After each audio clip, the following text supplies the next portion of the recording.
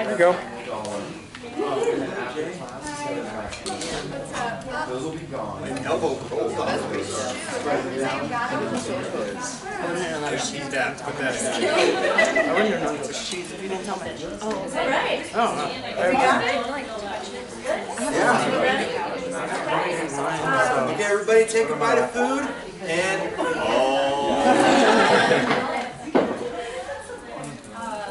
Well, hi. Welcome.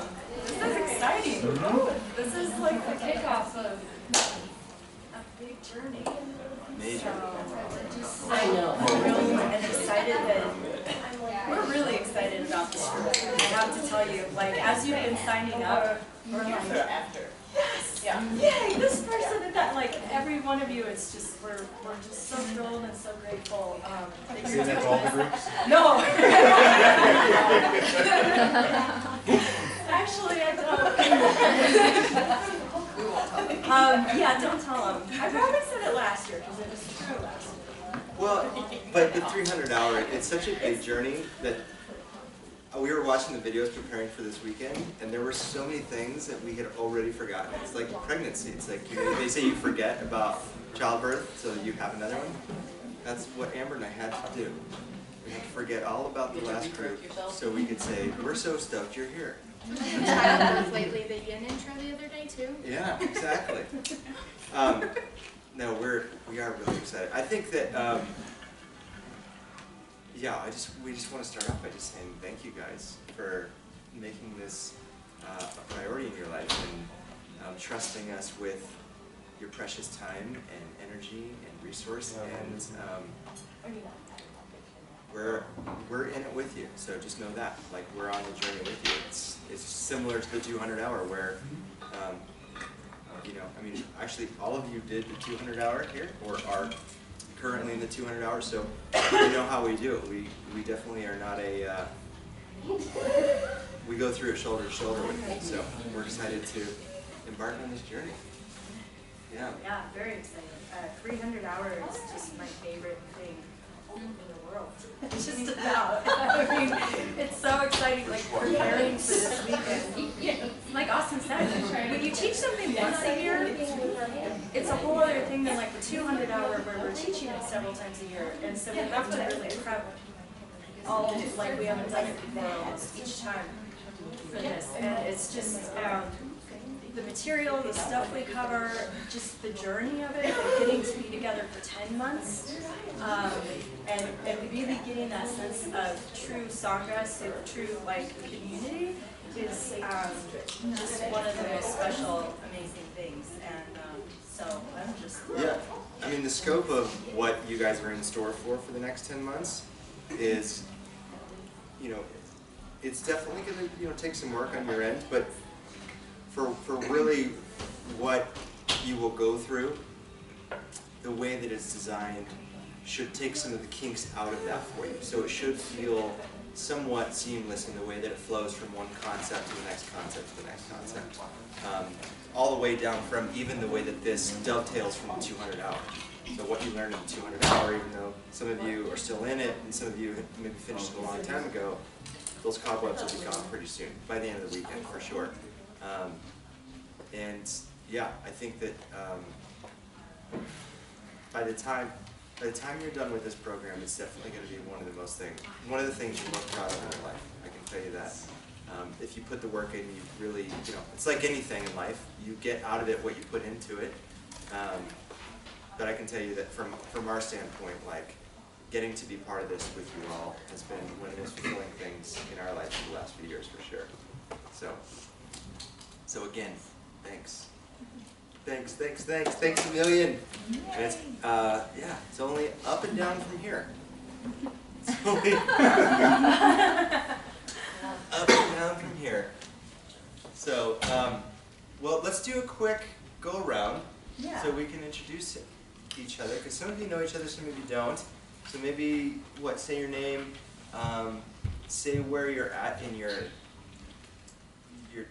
teaching life. And so if you're in the 200, you just graduated, if you're teaching, whatever that might be, what you teach, and maybe one like random fact about yourself, like an unknown fact, something random, and a quick, like, what you're excited about. So that's 3 things, besides your name. But to go with that, we'll do 2 minutes each, and we just to start to get in the habit of not going over 2 minutes, because what happened last year with 300 hours is Friday night check-in turned into like this epic thing, and it sometimes like we'd either have to cut people off toward the end, and like, okay, everyone else got a long check-in, now you have 10 seconds, go, or we have to take away from the content that came after it, and so if we have 2 minutes each, that's good, but also I want to encourage you to fill that 2 minutes. Because that is part of, is just see if you can. So he gave you a few things, and if you don't fill it, that's okay. There's no gold stars to be had. And it's kind of like practice for when you set your intention for your class too. If you be quick and concise in 2 minutes. But still give enough to where people have something. So the name, where you're at in your teaching development, what you're most excited about for this next 10 months, and a random, unknown, or little known fact about yourself. Okay? So who wants to go first? Yes, I will. Scott? Scott Lehman. I just survived the 200 with these folks. My teaching experience, I teach a power vinyasa on Thursdays. A couple of you guys have been to. Still pretty new into it. I have 4 classes under my belt so far right now, and it feels good. It finally clicked this last week. I feel good about the teaching. I'm probably most excited because I connected really well with the last Sangha, and I want to learn a little bit from each and every one of you, because I think there's something important to learn from each and every one of you. But it was such a relationship building event the last time. Like, I look forward to finding out what happens over the next 10 months. A random fact about me: I have a Turkish Angora. It's a breed of cat, and she looks like a great ball of dry Ireland. She was a rescue, and she doesn't quite know how to meow, so she squeaks at people. So that's how she communicates instead of meowing. So it's just a quick. We need a video. If she wasn't so timid, but I do host things at my house, so when the weather gets warmer, we'll do things, and I'm sure you guys will actually. Yeah, those of you who weren't in Scott's 200, he was not to like make you feel like you have to do it again, but he was extremely generous with like inviting people over to the house, and he was always like, you're a community builder. I am through for sure. Yeah, that's what my friends you call guys, me, yeah. you guys are real lucky to have Scott. I'll tell you that. Well, I would have loved to have I Scott. wouldn't agree with the lucky. Wait, give him a couple months. Think about that. But I think I covered all 3 of the bases. Got it. Okay. 205. I'm just kidding. Are you curious? 140. Okay. Nice. Hey. I Which clapped way do by you want to myself. send it? In the world. This is so good. My name is Nika. I've been teaching 4 years. I teach vinyasa. I lived in Poland this past year, so I just came back for a year, and I was like, I might as well do the 300 hour, because I think I need to take that step in my life, and I'm really excited for that. I don't know. I just got a dog. I'm really excited. He's a 10-year-old Shiba Inu, and he's just the cutest thing. What's his name? Woody. Woody. I didn't name him. I didn't name Yeah. I wouldn't have picked that name for him, but I don't know. I have a son. He's just learning how to read, and that's my whole life right there right now. And yeah. Should I keep talking? What are you most excited about for the training? I'm most excited for the training because I feel like I've just been teaching like the same things I've learned X amount of years ago, and I'm excited to learn new stuff and sort of reconnect with that part of me I feel like I've lost. So like living in Poland, I wasn't teaching a whole lot of yoga, I wasn't doing a whole lot of yoga. Now that I'm back, like I'm trying to get back into it. Yeah. Let's look at you into it. Yeah. Deep end of it. Yeah. This will get you in. Yeah. Cool. Thank you, So glad Mika. you're back. So glad Glad you're back. Should I go? Yeah, you go. Okay. I'm Amber. I'll turn myself, I got it. I'd be really surprised if I take up 2 minutes. But, although I might, because I've forgotten already. Oh, well, I guess I want to tell you I've been sick for 2 weeks, and so I'm trying really hard not to breathe on people or hug people. And it's hard because I want to hug people, and I did, like, I shook 2 people's hands, but I had literally just come out of the bathroom, and I want you to know that I washed my hands. But I just feel bad because it's been a nasty bug, and honestly, I'm a little nervous about this weekend because of that. So I guess that's a lame thing to start with, but it's just, it is what it is, and I guess I just want to share my vulnerability with you about that, being kind of nervous because of that. But at the same time, like waking up today and knowing I got to come here and be here has been like just, it's been a joy. And I am most excited about just, kind of like I said before, I guess just building connections with all of you. I think you're just an extraordinary bunch of individuals, and I just am really looking forward to that. And then what's the other one? Something about a fact? Fun fact. Fun fact. Or weird fact. Oh gosh, there's a lot of weird facts. I shaved my head when I was 19, a long time ago, so yeah, I've had a shaved head before.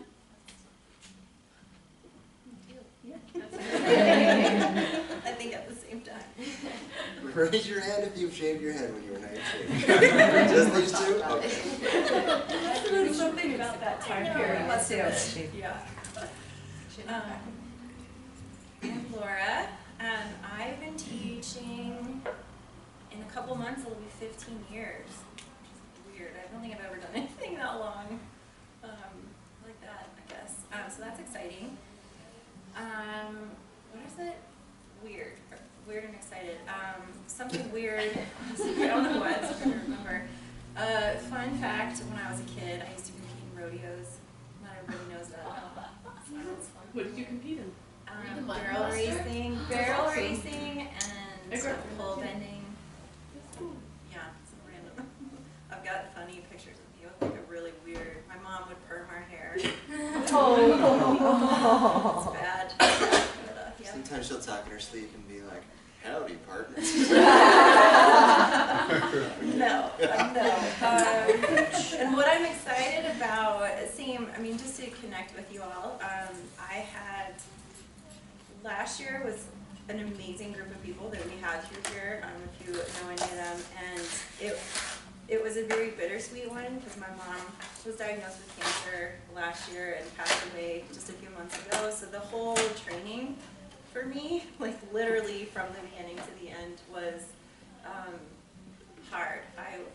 I know I wasn't as present as I probably could have been because it was just, we were dealing with all of that.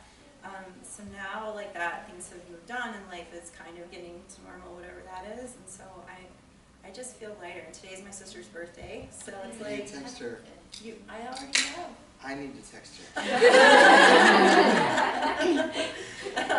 So it's just like, it's, that whole letting life move forward, and so I'm just grateful to be with you all for this next 10 months and beyond.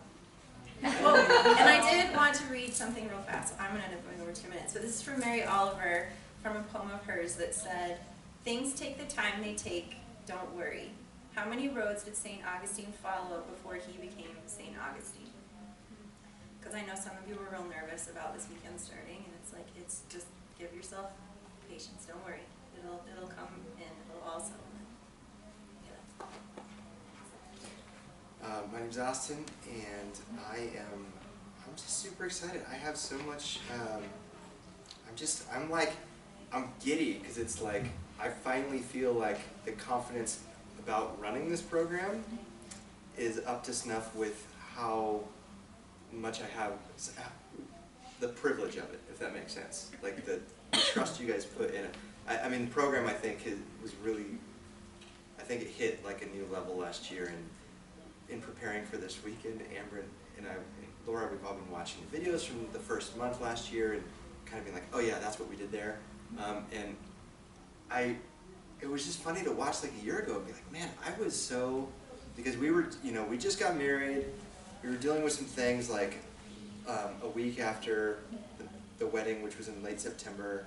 Laura's mom was diagnosed with cancer, and that was weighing on us in a way that was very unknown. And Amber and I's mom had fallen and broken her shoulder, and it was just such a different time last year. And I feel, I just feel like I'm in such a better place to serve.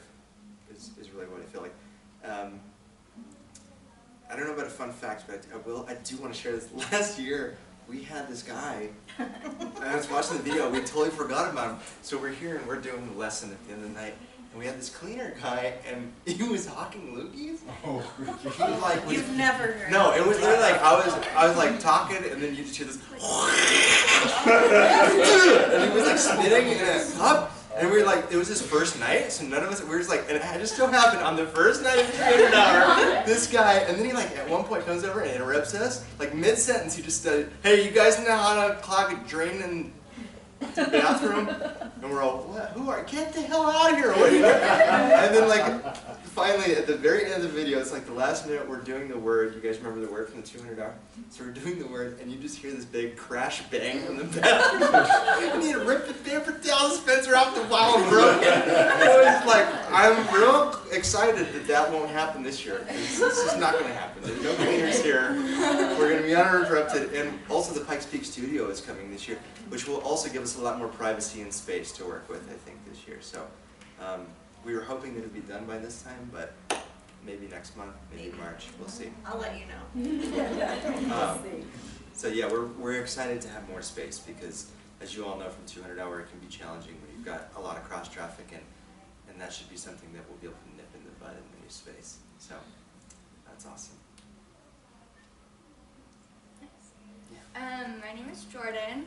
I don't know why I'm nervous, but I am. I just graduated in November from my 200 hour with Scott and some people. And I'm teaching an internship with Amanda. It's like an adjusting teaching internship on Saturday nights at 8:30, if you guys ever want to come. And then starting next month, I'm teaching a class once a week at my work, actually. We have a fitness studio, so I'm excited for that. Yeah, fun fact about me, I'm always late. I try not to be. I started setting my calendar so it's like 20 minutes beforehand, and I just can't. I don't know why. I try so hard. I know. So if anyone has any tips, we can bond over that. That's about it. Actually, really not what I want to talk about. I did my 200-hour teacher training, started in Montgomery, Alabama, and finished it in Vail last year. And I was born and raised in South Korea. My name is Bo Wei. Bo Wei is fine. If I understand you guys are calling me, your version of Bo Wei is fine. And, yeah. And I moved into America in 2011, so this is going to be 9 years of living in America starting. Yeah. So I started living in California, moving to Alabama because of my parents got deployed there. And I met my husband, and I graduated college, and I also got certificated with aerial yoga, which is, I'm really patient for it. It's great. And I moved out here last year, May, and it's been almost 9 months living in here. And I used to teach in Montgomery about 6 months, aerial yoga and vinyasa yoga. And I'm excited to meet all of you guys. It's been hard to make friends as an adult, so I'm really excited about that. And I'm also excited to deepen into this yoga teacher journey. And another thing is, since this is English is my second language, there's still some words that I don't know or cannot say it right. So if I look confused or if the timing seems right, I would love to hear like feedback or how to say it, as long as it doesn't like bother any flow. That's what I learned from my last chakra yoga classes. Yeah, I wanted to share about that. Yeah. And random fact about me. Sorry. Go ahead. Yeah. I also had a pixie cut because I went to like a hair show and they were doing free haircut. So I just sat down and I was like, can you just trim it and make it look cool and just and he just shaved all the way down here. I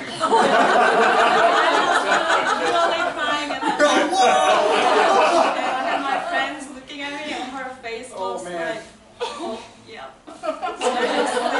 You're imaginary. That's a surprise. How old were you? When did this happen? It was like when I was 21 years old. About our age. Yeah. Ours was on purpose. Yeah. I listen to the Cranberries a lot.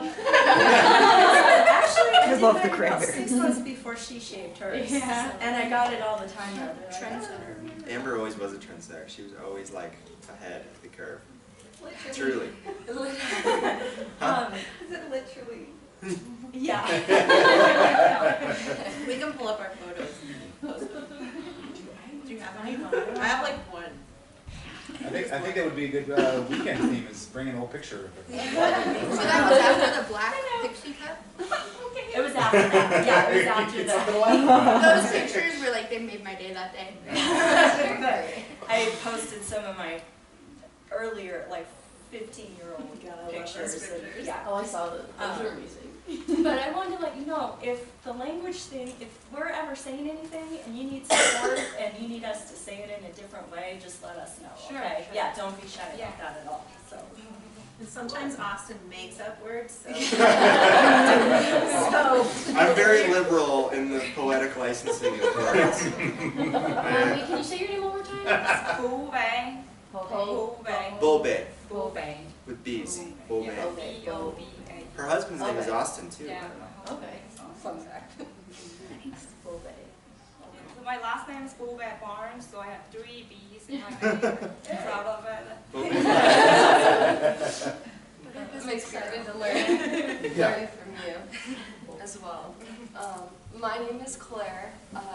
I'm currently in the 200 teacher training, and I will be done June, so I'll be finishing my 200 and then finishing my 300 right after that. So 2019 is just diving at all sorts of yoga.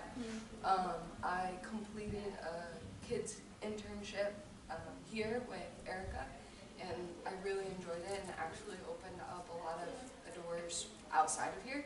So I'm a little fitness instructor and little dance instructor outside of here, so it's been a lot of fun. It's a new journey for me. Today I just was leading over 20 kids under the age of, well, below kindergarten. So as intense as that sounds, it was really exciting for me. I only have them for 30 minutes, which makes it a lot easier because they can get all of that energy out. I'm really excited about this journey because, well, one, watching all the people last year and seeing who they become as a 300 person with that 300 hours is just, it's beautiful. I don't know what it is, and when I was at the info session, I can't really put my finger on it, but maybe at the end of the 10 months, I can tell you, I figured it out, I know what it is, and I see it in all of you too. So that's something that I'm really looking forward to. Fun fact, I have a niece who's 364 days younger than me.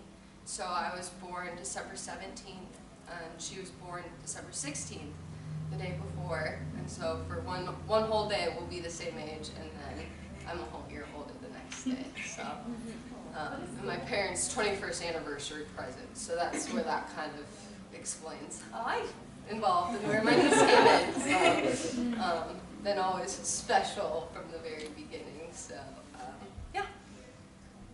You're right on the dot, like to the second. Oh, wow.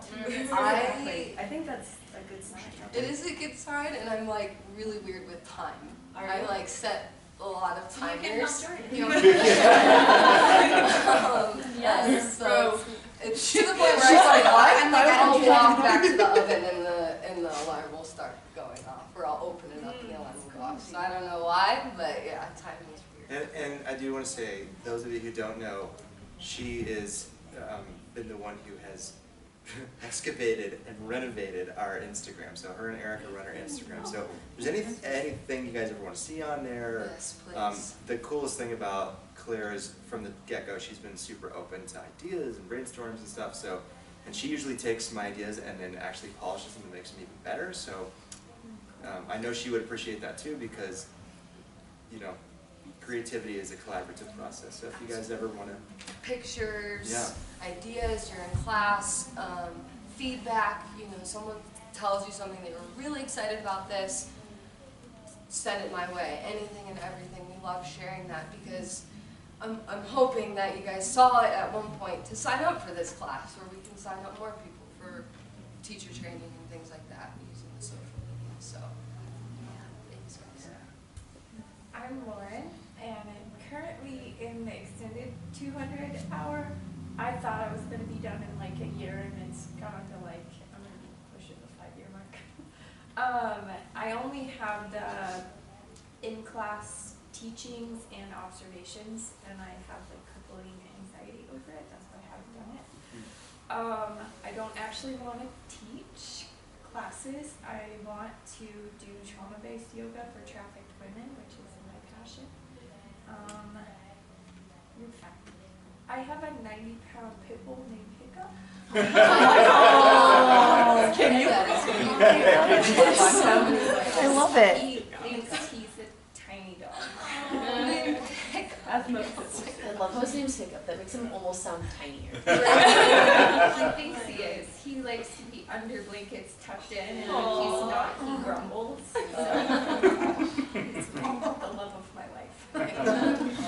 I know I'm so short of 2 minutes. Well, what are you excited about? How about that? I am excited for community. So I lived overseas and I've been back now 10 months.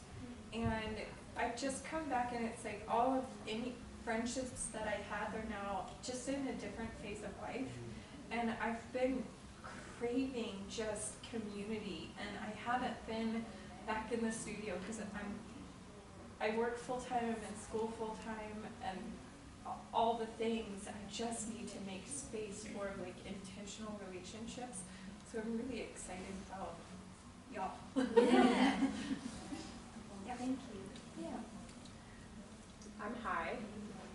It's a nickname. It's not my birth name. My birth name is Hi Lee. I moved here from Miami about 3-4 years ago. I took my 200-hour with Austin and Amber in 2017, so it's been a little while. I have had the opportunity to work mostly in trauma-informed yoga, and I also teach addiction recovery yoga in a private atmosphere. And I do have anxiety when it comes to groups, which is why I teach mostly privates. But lately I've had the opportunity to possibly go into more group classes with my addiction recovery yoga, so I'm really looking forward to expanding my knowledge and being available and being a better teacher for my students. That being said, the reason I decided to go into 300-hour right now is because I'm experiencing a lot of compassion burnout or compassion fatigue. I work in a very rough area. I work with a different type of population. And Amber told us in our 200-hour that we would get this, but a lot of my clients do see me as a therapist, and that's not really what I'm there for. But that being said, I found myself kind of losing touch of what really brought me to it in the first place, so I'm hoping to find that again. But I've been very lucky, and it's because of Amber and Austin that I've come this far. Weird fact, my husband and I recently tried to renovate our basement, and I picked the wrong paint color for, I guess, the lighting, so now all of our walls look baby blue. So now I'll be doing that this summer, is repainting the basement.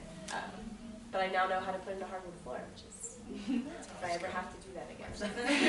I really hope I don't have to do that again. Thank you. I'm Amanda, and I graduated in November with these guys, and it was great. Tomorrow night is my second class. I'll be teaching at 8:30, so come on down if you want. It'll be fun. Yeah, so I think I'm most excited because I feel like going through 300 will kind of help me get to know who I I moved here and got pregnant super quick with my honey that I have now. And I moved here from Washington, and I was kind of like partying and having a little too much fun and whatnot. And I moved here and did like a 180 and became a mom. So I went from this like kind of selfish, do what I want to do, to taking care of a family. So, and in that process, kind of feel like I lost myself. So, figured out more of who I am. And after that Sahana a couple weeks ago, got in my car and I was just like jamming and loving it and just kind of felt myself again. It was really nice. So, I'm excited about that. Random fact, I guess I'm excited about all kinds of stuff to go along with 300 hours. Random fact, I love rocks. And I have this horrible habit of like picking up rocks everywhere I went, and actually kind of like driftwood and stuff like that too. So when I moved here from Washington, I had probably 50 pounds of random rocks. And now I pick them up and I admire them, and most of the time I will leave them. I won't bring them home anymore. So, yeah. I don't know how to follow that. My name's Janine. I graduated from the 200 hour about a year and a half ago. Been teaching hot yoga ever since here. I chose to do 300 hour because I know it's going to be a beautiful personal journey for myself, which will only enhance my teaching. So I'm really excited about that. What else? Random fact. Oh, random fact. I wrote a book. Just wrote a book, Steps to Forgiveness. That's so cool. But I hold grudges, so. I'm just kidding. No, I did. I wrote a book, published it, and sold it, actually. Which was huge, because I'm like the person who sits in the corner and doesn't like talk to anybody. So that was huge for me. So I'm thinking 300 hours is going to be a breeze. My turn. I know, right? Hi everybody, I'm Rachel. I just graduated. When did I graduate? August? August, yeah. So I did the summer intensive program last year. Gosh, that was already last year. Oh my goodness.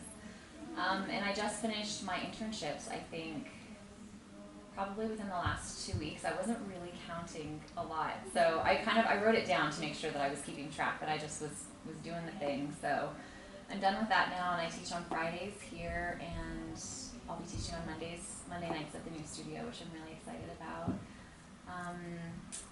The 300, honestly, like, this was just the next step for me. I didn't think there was an option not to do this, kind of. I finished the 10-week intensive, and I was like, I think I probably signed up like the next day or something. Like, it was really quick. I didn't even want to waste any time, and I have a 5-year-old and a 4-year-old, and my 5-year-old is starting school in August, and so I really wanted to try and have all of most of my more intensive study done before both my kids start school, so that then I can kind of really just kind of let my wings fly a little bit. And yeah, it's been really, really good. This week in particular has been like amazing. I started the mantra meditation workshop on Friday. Well, we started on Monday. But what a great week to start that. That's been like transitioning me into this so wonderfully. And this week was the first week where I scheduled time in my schedule off. Like I scheduled chunks of time to do nothing because I was getting so stressed out with how many plans I was making, and I was just getting so busy with my life, and it wasn't making me happy anymore being so busy. And it was so nice this week to have more time to myself, and I missed it like a lot, and I've been meditating every day, and it's just been great. I'm so happy to be here, and I just want to learn everything there is to learn. I'm like a sponge. I just want to soak it all up at my pace, and the 300 hour I think is going to be awesome, learning all the things that we're going to learn. I don't have anything specific that I'm really super stoked about, but I'm excited about everything, I guess. Interesting fact, I lived in Australia for 6 years, and that was really fun. And I just got back a couple of years ago, and I have 2 dogs. I have a chocolate lab and a yellow lab, and they're sisters, and I love them so much. I've had them for a couple of years, and they sleep in bed with me every night.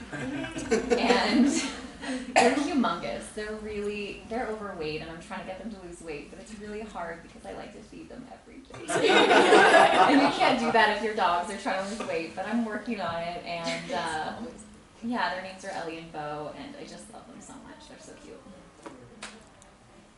My name's Vicky. I graduated in August with Rachel. I think I'm about 16 weeks into my internships. I also adjust for Yin and Power, and I also am doing family yoga with Mika. And I did Yin, I said that right? Okay. So I don't know. I have a lot of reasons why I want to do this 300. I think the biggest reason is just the self-work. And just as Janine said, when I'm working on myself, I'm taking care of myself, it shows the difference, you know? And an interesting fact about me is I can take my feet, I'm not going to do it now, okay? I can spread my toes like fingers and go like this without using my hands.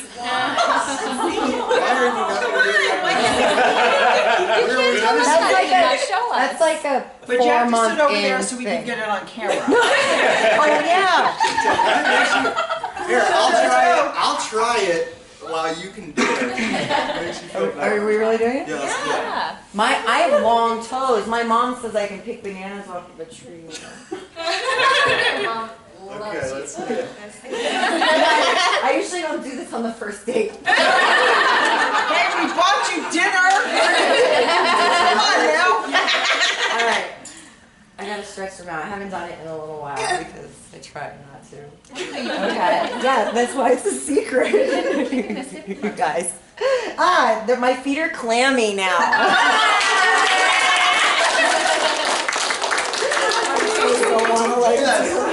Can you flip people off with your toes? Huh? Can you flip people off? Yeah, instead of this, I just think. Yeah, I did that You got it? Did you try it?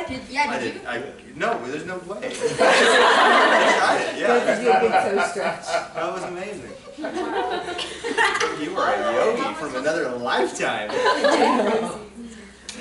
Yeah, how do I top that? Hi, I'm Shayna. I just graduated with all these lovelies in November. I'm pretty flying with my teaching right now. I'm kind of teaching all over the place, which is really cool. I'm doing an internship here, and I'm like in week 7-ish, and then thrown in some sub-classes in there, just kind of diving in as far as I can go, and I really like it. Teaching some Army guys right now is my interesting fact, because they're really stiff, but they are loving it. And I'm doing a little Yin combo with them because they're about to go to this really intensive school that it's like a very small percentage of Army guys ever actually get to go to. So I'm helping them out, kind of like winding them down, and that's been a lot of fun for me over the last few weeks, just kind of getting that. And one of the guys fell asleep in Shavasana today, and the other guys were kind of laughing at them, and I like shushed them, and I'm like, hey, stop. Don't interrupt. Let him. You know, like, you guys need to leave him Do you alone. just turn the light off and leave him? I wish I could. I was at a gym, so I was like, you know, I couldn't. Just walk out. No, it was really cool though. It was just a really high compliment to me. I felt like, you know, Yeah. and You felt safe. yeah, it was really cool. So I really like that. Feeling really confident in how I'm teaching. I even got evaluated and got good marks, so that was really nice. Thing I'm most excited about is probably the personal growth too, just because some of you know I had a lot of personal growth in the 200 hour. I'm a totally different person, and I'm excited to be a totally different person again. I'm excited.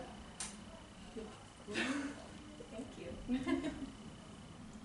Hi guys, I'm Leah, and I'm just excited to be here. Like what you were saying, like I felt like it was the next step to do the 300. There was a lot just like going on in my life that I needed to do the yoga, and everything was just pointing to the yoga. Do the yoga, just yoga, and I've just been trying to like follow what my gut's been telling me, because for a while I just didn't, and I just never listened to like what my gut was telling me, and I started doing that more and being more open to things and experiences and feelings, and because I'm so used to just kind of like, because I feel things. I feel like the people who like know me, like I feel things on a very extreme like emotional level, and so that can be really hard just because like it's hard to like deal with that and like not go crazy all the time. So yeah, I'm trying to like work on like handling that and like putting it into like a useful, like, I mean, not that it's like not useful, but like to be able to like use it more purposefully instead of just being like a crazy like emotional train wreck all of the time. So now I'm only like a crazy emotional train wreck most of the time. So, Baby steps. Yeah, baby steps. Yeah. And it's just like that, like my life's just like taken me in a lot of really weird places that I never would have imagined, and I'm just really grateful for like the fact that I'm here like literally every day. Like I see the mountains and like I still cry every day, every freaking day. Like, and that I'm out here and my family's gonna come visit in a couple months, and like just the thought of them coming and like seeing like this is like my new home, like, because I never identified with home where I'm from Philadelphia, and like I never identified with home there, and the thought of them coming out to visit just means so much to me, and like it makes me feel the things. So yeah, it's a fun fact. You guys are gonna end up finding this out eventually. I saw your hoodie and I was like, you guys are gonna all find out eventually. But like I live a double life, so like I'm doing the yoga things. I'm an artist, but I'm also kind of a stripper. Kind of. It's her W-2 job. I love it, and like I love being able to tell people, yeah, so like I'm also a yoga teacher, and I also, that's how I like commissioned, like that's how I sold a painting for like $1,200 because it was some guy from the club who was like, yeah, I'll buy a painting from you. So like I just like market myself there, and I don't know, it's just fun, sacral chakra work, you know. That's what I think of it, because it's like I have all day to hike and to like paint, so I'll be spending like 5 hours just like mindlessly like painting and stuff, and then I get to like work and do the yogas, and it's cool. Yeah. Yeah. Also, because you guys would end up finding out eventually. Yeah. Yeah. And it's just fun taking money from men. So.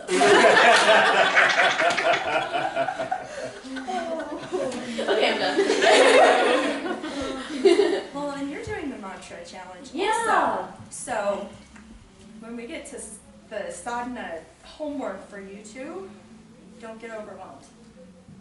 Okay. Because there will be home meditation homework, but we'll talk. No overwhelm. We'll we'll get it together. We'll make it work. Awesome. Thank you. Yeah. That was great. Oh, I want to say a couple things real quick before we move on. So just a refresher, and for you, you haven't done the 200-hour here, so a couple of principles of the way we run our teacher training and the way that we run our school is that it's a non-competition based school, so everybody here is in it together, so all ships rise with the tide. So that means that if you see somebody struggling, you get more by helping them, rather than, so, the idea is that nobody's a stepping stone in this group. Everybody here is a golden chain of teachers from the beginning of time till as long as the humanity before we blow ourselves up here on Earth. Or move to a different planet, or create a new planet, or go into a digital matrix. Anyway, lots of different possibilities there. But point being is that we strive to keep as safe of a space here as possible. So meaning that this is what happens in teacher training stays in teacher training. So it's a confidential space. So if you share something that you want to keep confidential, know that that is something that we strive to honor. The way that this works with the facilitators, all of you being peers, and all of us working together to create something, to keep in mind that we do have a common goal. And that common goal is to develop ourselves and elevate why we do what we do and how we do what we do to serve others even better. And the way that that needs to function for us to be able to do that is mutual respect. So just know that it is our goal to demonstrate humility and respect to you just as much as we expect that back from you all. And then of course, the beautiful thing about this is that it can be a lot of fun. and you know, we're not like we're not a school that is, you know, I don't know, traditional in the sense that, like, you know, we're not going to shame people or hit people with a stick or whatever, you know. It's like the idea is that you know, everybody is kind of in the right place at the right time. I mean, as our mission statement of Cambio is, and that carries through into the teacher training. So, you know, you're all humans on your journey in the right place at the right time, and some of you are starting at different places of development in your own maturity and growth as a human being on planet Earth. Some of you in 10 months will go further, some of you won't go as far, some of you, you know what I mean? It's, and that's not a concern. It doesn't matter how far you go or you don't go. What we really care about is that you just put your best effort in. So really trying to know that, like, when we're all in this together, when we're sharing the same space, when we're sharing a group activity like education, that showing up with your best self is important. So obviously, you know, the drug policy that was in the 200-hour remains the same. No drinking or smoking before, unless there's, you know, some kind of doctor's note. Like, my doctor says I need a martini before. I don't think that's a thing. I don't know. I might call the doctor if I see that note. But you know, but this is just a place that I, you know, really, what is going to make this year is you guys and the way that you relate together and the way that this culture germinates between each other. So know that this is yours to create how you want it to be. And so think big, don't think small. I mean, the template is there, the structure and the foundation and the curriculum is solid. Your syllabus is enough to trust in the process of, and outside of that, there's still a lot of free space to create something really beautiful and unique to who you are. And you know, don't feel pressure to do that, because it will come, and it's already started. I mean, it's already happening. But just know that that is, you know, you guys are just as responsible for making this what it is as the template of it kind of gives freedom for that to happen. But yeah, if you're, you know, the only way you will fail at this is if you are not taking accountability and responsibility for yourself. So, you know, we're here to support you. Your Sangha is here to support you. If you put the work in, you put the effort in, you will succeed. So just know that there's no gotcha part of this. There's no test. There's no, like, we want some people to fail, some people to succeed. No, we are committed. We want everybody to succeed with this. And we definitely, you know, we've been doing this long enough. Even with the 4 short years, we've been even doing the 300-hour, which is very akin to the 200-hour, the way that we actually run the order of operations. That, you know, if you put the work in, you put your heart into it, you put your blood and soul, you show up, you do the time, you put the effort in, you'll succeed. And you will get what, not only what you need from this program, but so much more than you expect. So.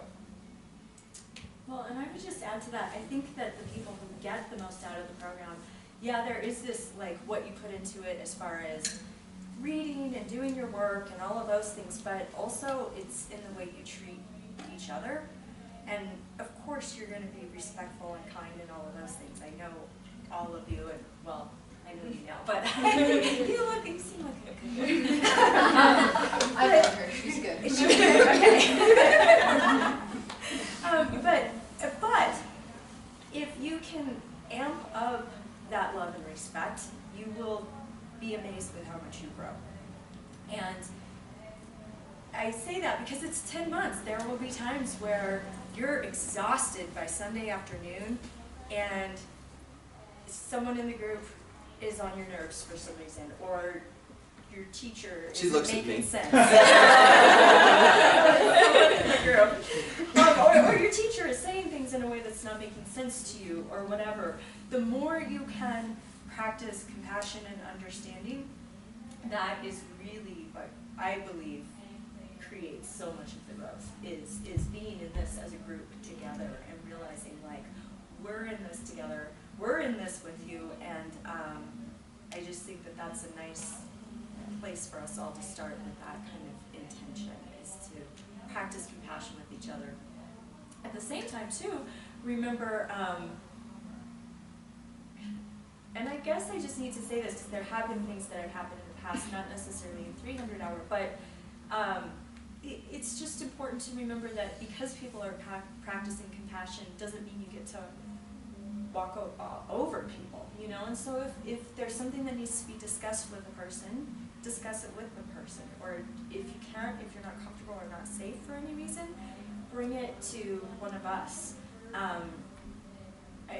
Just so we can avoid, and 300 hour, I don't even think this will be an issue, but just avoiding gossip, things like that. Also just really knowing yourself. Are you someone who generally contributes to conversations? If not, see if you can go outside of your comfort zone into that stretch zone, right? Because that's where we grow, is in our stretch zone. If you decide to just be comfortable and do your typical MO, right, not as much growth is going to happen. So if you're not as big of a contributor, I ask you to contribute more, to push yourself. If you're someone who's always contributing, that's great, and there are times where it's going to be quiet, no one else answers, and we're going to be like, thank goodness, as facilitators. But there's also times where it's like, okay, you know, maybe it's time to step back and let someone else do that. And anything else with those kinds of things? yeah, I thought of one other thing, and I'm sure there's going to be more. And if you guys have ideas too, to share them in terms of what will make this a successful experience for you, because ultimately at the end of the day, it's not about any one workshop. It is ultimately about receiving an experience that is extraordinary, that takes you to places that you otherwise would never have experienced, and being able to elevate yourself to a new place because of that experience so that you can go forth and serve as a yoga teacher. Now in that, we must remember one thing that I've been practicing for about a year now, which is rule number 6. So I want to give you rule number 6 here on the first night. This is your first big lesson. Rule number 6 is don't take yourself too seriously. Only this 1 year. Yeah, I just started that clip. No. So that doesn't mean don't take the material seriously. That doesn't mean don't take your job seriously, because your job now is to be a 300-hour student. So one thing that means is wipe the slate clean. Like, you know, there's going to be moments where you're going to be comparing yourself who gets the philosophy better. And you're like, dang it, they get the philosophy so much better. This person gets the sequencing and the teaching so much better. This person understands the case studies. This person studied at workshops or whatever. Like, you'll find your niche. You'll struggle with things. Don't worry about it. Don't take yourself seriously. Take the curriculum seriously. Take your job seriously. Take respecting each other seriously. But at the end of the day, like, you know, let's remember that we can laugh at ourselves, and really what we are doing here is a huge privilege. Because not only are you able to be here because of the time, money, and energy resource, because of what you've been through and the choices you've made in your life, but you know, whatever clicked in your brain that made you get to this stage is not common. You know, the fact that, you know, like even Shane was saying, was like, you know, I put myself in the petri dish of the 200-hour, and I was, you know, I went in as a broccoli and I came out a cauliflower. And now, who knows what you're coming out as? A sunflower, who knows, right? That is, I think that, like, there was a common thread amongst you all when we were going around talking about why you're here. But that is not a common thing in the world. And I want to say, you know, we started this night with saying thank you for being here, but really what was baked into that was thank you for taking the chance on yourself as well, because you're right.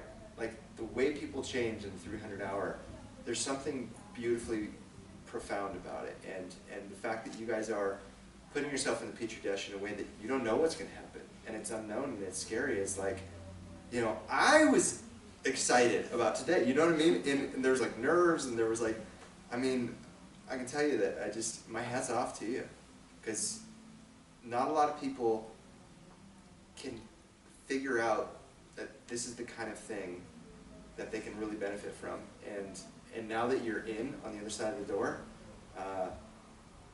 you know, it's just, I'm I'm just real proud of you for making that decision, because it's not a, you know, there's an old William Blake quote. He says, "A common fate is common for common folk." You know, I don't know. There's something about common people end up in common fate. You know, you now are all on an elevated path towards excellence in the service of something greater than yourself. And I just want to take a moment to acknowledge that and admire that, because that is hugely noble and commendable. So, right on. Well done for being here. You passed the 300 hours. Speaking of passing, yeah. Is there like a test or anything at the end, like we did with the 200 hour, or do we test out or teach out or? Well, not in a overt way. No. I mean, here's what you want to look at. There's going to be three major kind of things that you could compare to the teach out. So you're going to learn, well, you're not going to learn, but you're going to develop a whole set of sequences. And that you will teach one of those by the end of it, and that will be a certain teach out. You could consider that at the end. You will also be doing a series of case studies that will be done in different varying ways, and then ultimately that will culminate in a way that it'll be like a comprehensive case study, and that's kind of private session. So not case studies, we're calling it private sessions now. Yeah, thank you. Which means we'll call it case studies all year. I know it. Remind us. So remind them it's private session. It's private session. So there's like a culmination of that. There's a culmination of the teaching techniques and methodologies, and there's a culmination of authoring, creating, and teaching a workshop. So those are kind of like akin to that, but it will feel different than the 200 hour where you just have like everything funnels to one goal. These will get ticked off along the way, and work that will develop them along the way will be blurry because they weave in and out of each other, the lessons.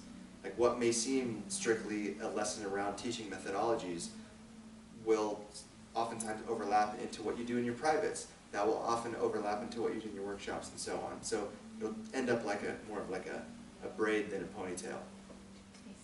And yeah, we will go into that logistics kind of stuff. I don't know how long you're staying. What do you want to do before you go? I have a couple things. Yeah, why don't you? So just so you know too, will you kind of define your role and let them Do you guys need a bathroom break though first? Since you all ate, do you want to like take a? Is that okay? I'll take one. Okay. Yes, If you insist. And I have some kombucha. Can we do 5 minutes, quarter till? It is, here, I can hang it up. It's not William Blake, it's, I love that you have that. I know. Oh, yeah. Oh, yeah. not Emerson, but, You know it. Thoreau. Oh, I think it'd be really Oh, what's We're gonna get to go to the show together. all right. Yeah. She said, not the way I wanted to start my trip. Be dreaming about this dip. It must be good. I don't have any dips are dream worthy. All right. Oh, I had some black friends like 10 years ago, and it's now my. This is Yes, we're going to go to. Keith Thoreau. aged, well-aged goat cheese. I don't know if goat cheese is a cheesy one. It's one of those fresh ones. Didn't I see that post on? You totally did. Okay. Thank you for laughing at I was like, I get some of that. You get your sickle over the popcorn. I know, I'm trying not Henry to. David Thoreau. I was so excited when I was like, yes. Trying to quiet desperation to die with your songs to one side. I like should go to the bathroom, but necessarily on the bathroom sometimes. I'm like, what do I do? Should I? Shouldn't I? What? I probably should. It is. It's from Walden. Let's make some hot water stuff. Oh, quiet today, Shayna. I'm eating a carrot. Why not? I was expecting you to bond over dance teaching. I didn't want to like bring other people's food. Like, Yeah. I was gonna talk about my 90-pound dog, but this. She said her 90-pound dog children. I was like, well, there's plenty of time. Yeah. Yeah. No, you will know if you're not going to pass, you will know. I mean, ultimately, yes, it's good, but then also it's just hard. It's just hard. What is it? I'm just like being an emotional person. Cheese dip. I think you will. I'm all got a few episodes left. Hey. Because I just finished the one Marina Marlena, the lead is death. That whole scene where it was like just silence. And then the laughs at the end of that scene where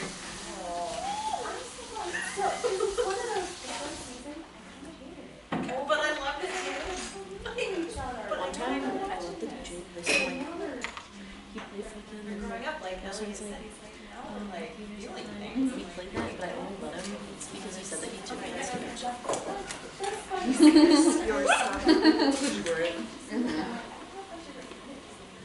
I know, but I didn't. I was like, I can make like on like a weekend day, which isn't the best. good. Hey, that scene is amazing. It was beautiful.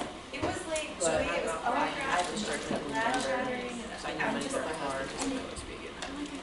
Oh yeah, if anyone happens to be selling a car, like let me know.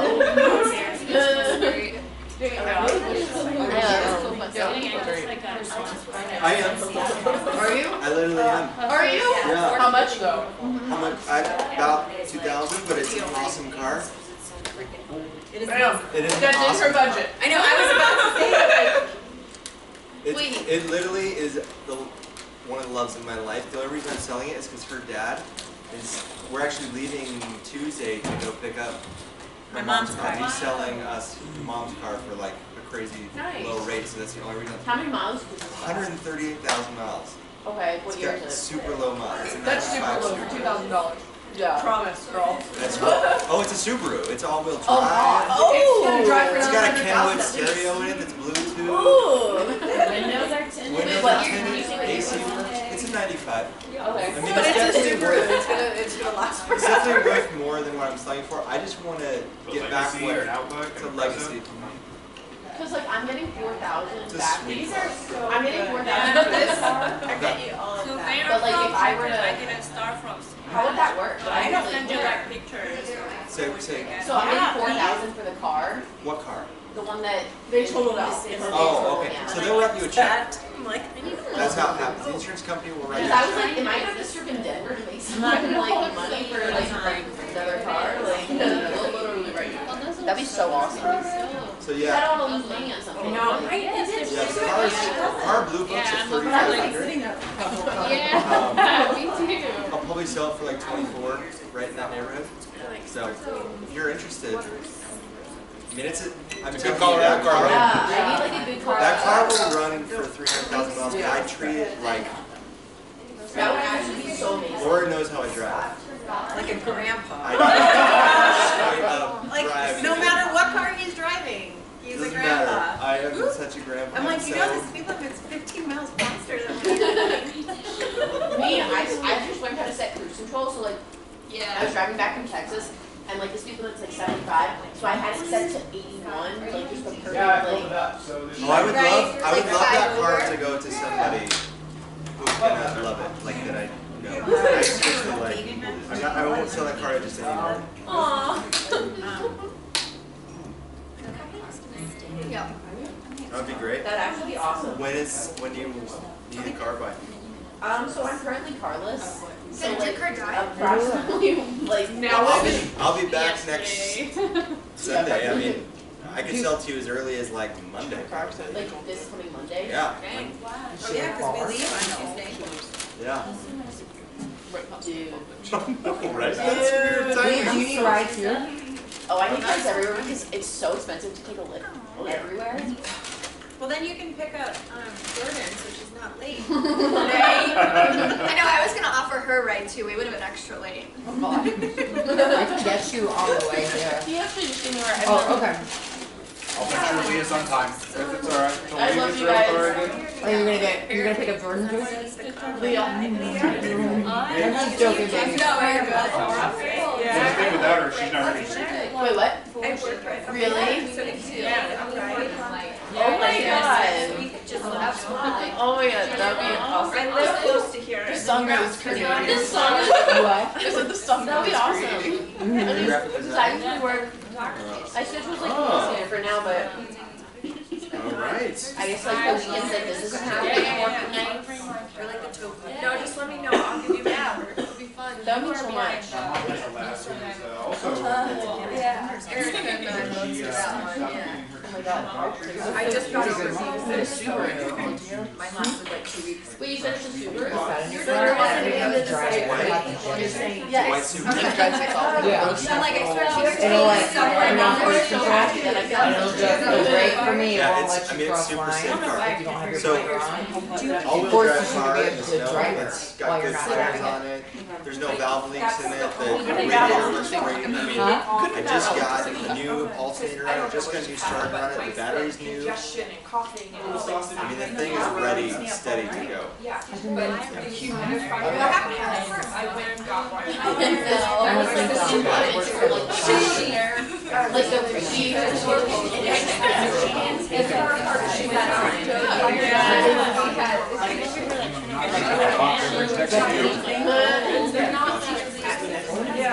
No longer eating. Guys, drink that kombucha. There's kombucha. Bassos. There's cups. There's mugs and stuff over there, right? Alright, let me shove one of my ends before I talk. What's that, Laura? What's the top? This is cobbler. Did I hear it was vegan gluten free? Yep. And this is, I did. This is not my second. There's no snack shaming here, right? This is a safe space. Yeah, no snack. Yeah, no. And especially when it's all. I feel like if it's vegan gluten free, then it's no calorie free. I've tried vegan. I made so many meals, like for myself, potato tea and stuff, because I was sitting all day. That, And I was like, I need to get like a lunchbox to put this in, and I went to the store today to get a lunchbox, and I'm coming home, and my husband's like, oh, you cooked all this food, and I'm like, yeah, it's not for you. I'm sorry. And he just was like, are you feeding an army? Like, what are you doing with all this food? And I was like, I'll eat all that. Well, there was someone brought a cooler last year, and they were just like, because not everything. Exactly. Cheryl always had that cooler. It's actually not. Moving back to. Yeah. I was told the color was gluten free for sure. if anyone wants, I have some cups. Yeah, she was. What's wrong? Nothing else. I was gonna make an announcement. She got me like. She was like, it's me too, I'm doing it too. I was gonna say, I do not get sweets very often. So Kim, I'm who is also appreciative supposed to of be here the tonight, she did text me back. She lives in Monument, and did you guys hear about that awful accident on I-25? So she couldn't make it because I-25 is closed. So I'll say hi to Ken on the Get that cup, that's good. Okay, all right, guys. Back on task. Yeah.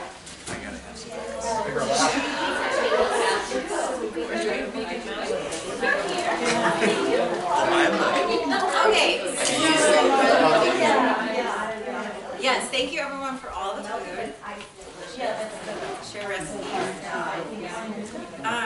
So in the realm of food, so every month I get snacks for the party. So usually Trader Joe's my job is to get you snacks. So we have snacks. So they'll be, you guys have, so if I can have a little check-in that I have right there, that all those drawers in there are for you guys. So all the stuff, there's tea, there's coffee, there's a thing of hot milk in the fridge and some soy milk in there. So there's coffee and all that stuff for you guys to use. And then there'll be some snacks in there as well. There's some tampons and all that kind of stuff. So know that every month I'll have a supply of snacks for you guys. So obviously bring your own stuff too, but know that you'll have like chocolate and trail mix and all that stuff. If there's anything that you're like, we need this, like let me know to get that. Yes. Is there coffee filters? Yes, there should be. Yeah, I think so. There's, I not looked. There always is. There were a bunch at the end of the last one.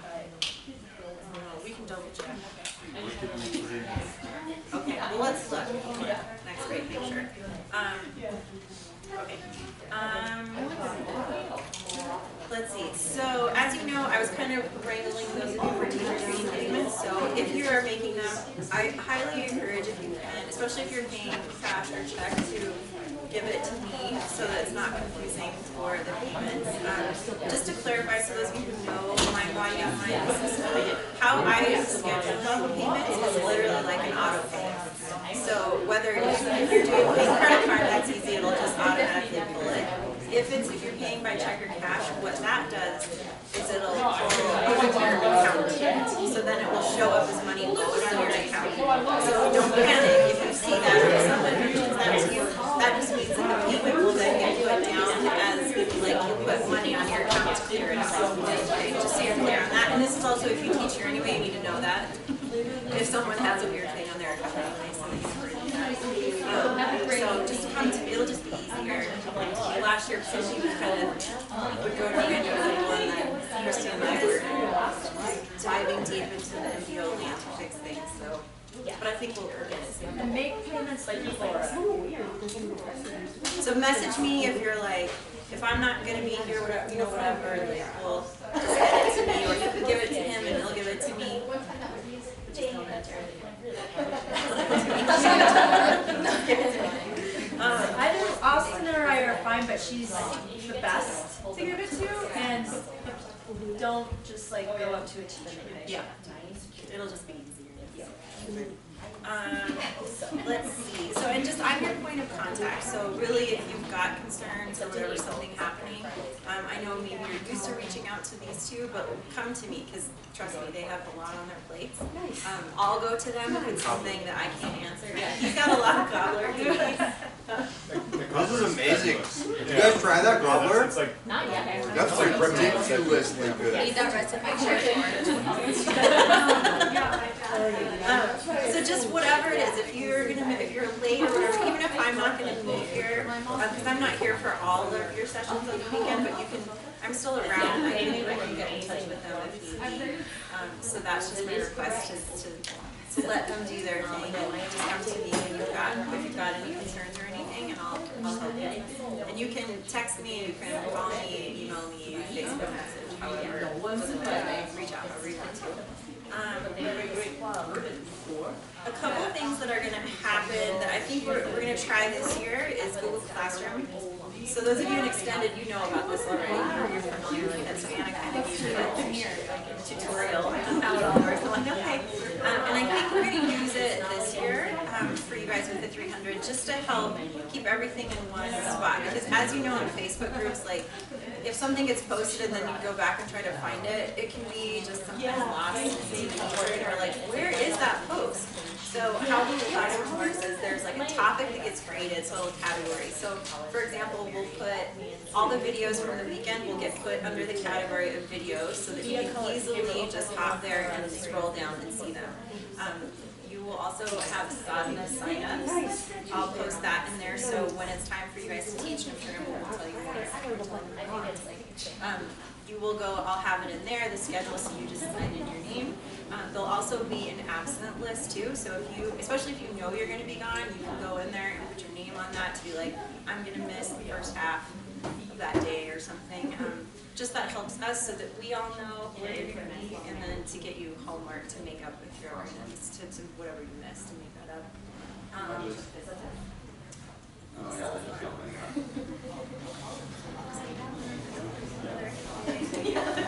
Oh, the weekly questions, that we'll put in there too, so that'll make it a lot easier for you to find that. And so, well, Amber will probably say that.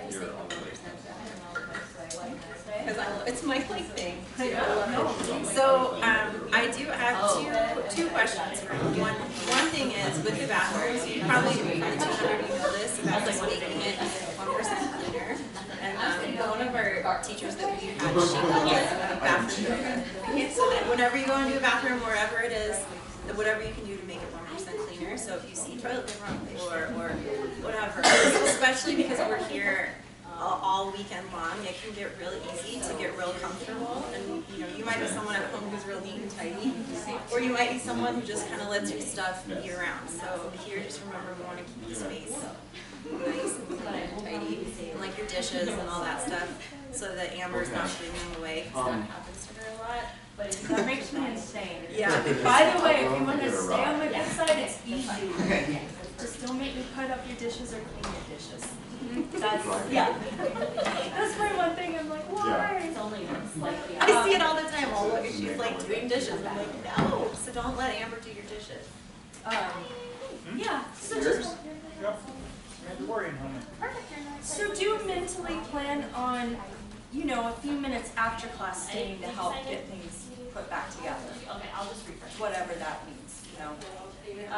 Not just being like, okay, it's 5 o'clock, I'm out, and you leave with couches everywhere and things like that. That was a little bit of an issue with I found out later, the last intensive group. I guess people were running out, I don't know. I'm sure it wasn't any here, but just mentally, if you know you're going to be here a few minutes after doing that, then it makes it easier. And then my last thing, I just have a question from you guys, since we were talking a lot, you know, like we've got our little rules, you know, the dishes, the 1% stuff. I'm just curious if there's anything that you guys need on your learning journey that you're just like, I really need this to happen in a space that works for me. Actually, I will take it here. If there's any requests that you have in order, just like to have this nice safe space. We talked about the love and respect, but if there's anything else that you know. I think maybe once we start, like, and have a weekend like this first weekend, because honestly, like, I don't know what to ask for, because I don't know what I'm really getting used to yet, but once this weekend is finished, I might, I don't know. So, let me give you an example. So for me, one thing that when I'm in a learning environment and facilitating, I don't love it when people are on their phones. Unless I've been told that they have an emergency or something happening. So like that for me is a big distraction. If I see someone like constantly looking on their phone, because then I'm like, what are you doing? Are you on Instagram? So I'm reading the book through Kindle, so I can learn the words. Totally. There are a lot of persons that Yeah. So it's, yeah, so I'll be using that. I might be using phone sometimes. No, that's fine. See, that's good to be clear about it, because it's just as one of those things as a facilitator, even a participant. You know, like when you go to the movie and someone's got a phone out all the time, it's distracting. And so those sort of things, if there's anything that you're like, yes. Or if you're like, I need to knit while I learn. Yeah, can I offer something up that I always like to have permission to move freely, so know that you have that. There's a lot of sitting. I mean, we're doing yoga, but we're also, a lot of it's learning and sitting and talking. And if you need to stand behind a couch and stretch while you listen, if that's going to make your brain work better, then help you feel awake, do that. So, and same with like knit, we've had a lot of people knit or crochet. So much knitting has happened. We've got some really cool shawls. Intense, just kidding.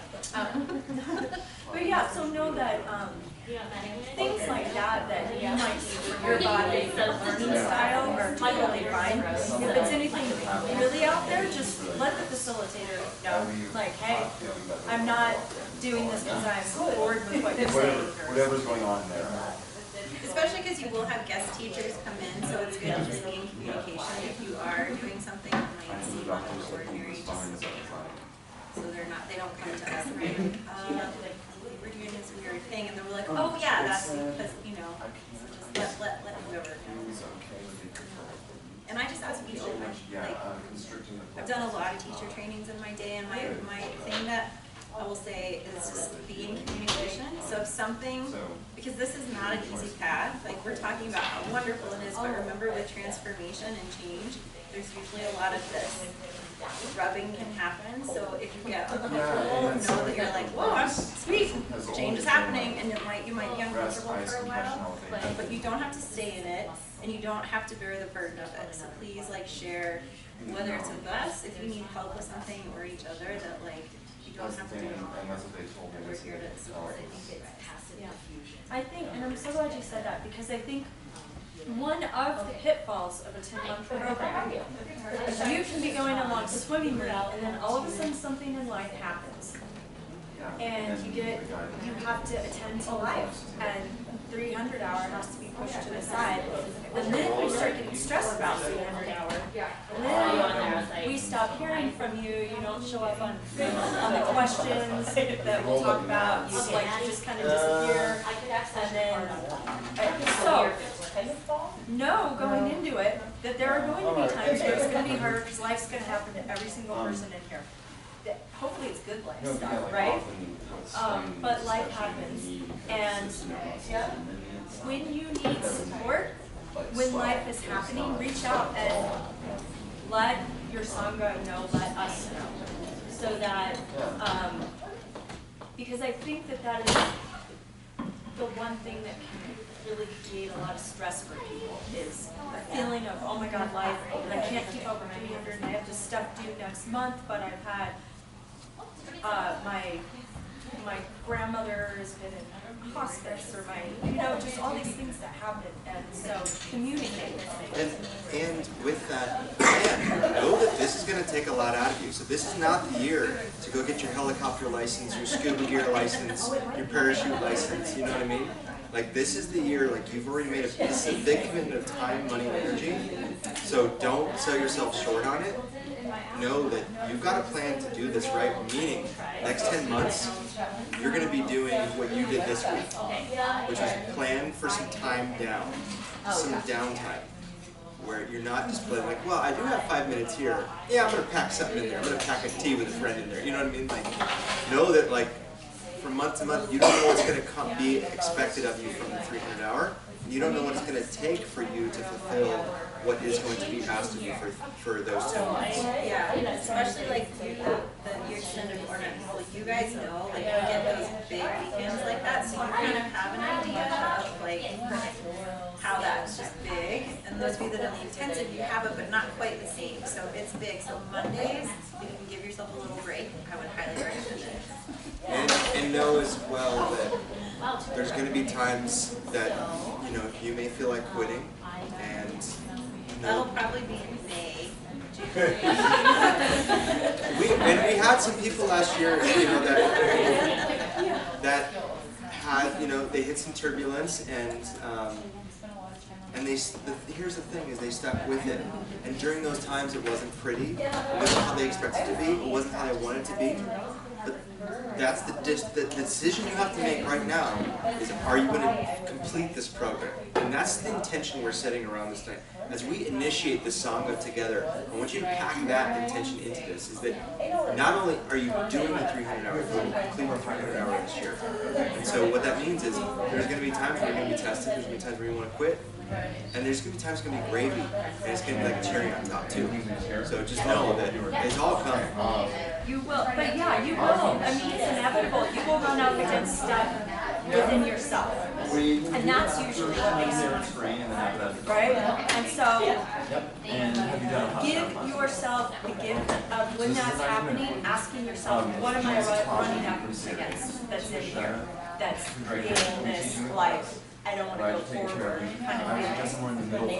We had someone in the last training who I kind of joked about, and I say this in a loving way, but it was every month, almost quitting. Yeah. And I felt like it was like the person was kind of like, would swim a little bit, and then we'd have to go out and like swim for a while, and then be like, okay, it's your turn, Laura. You take this person. But the person did it, and this person was, I think, probably maybe the most responsive.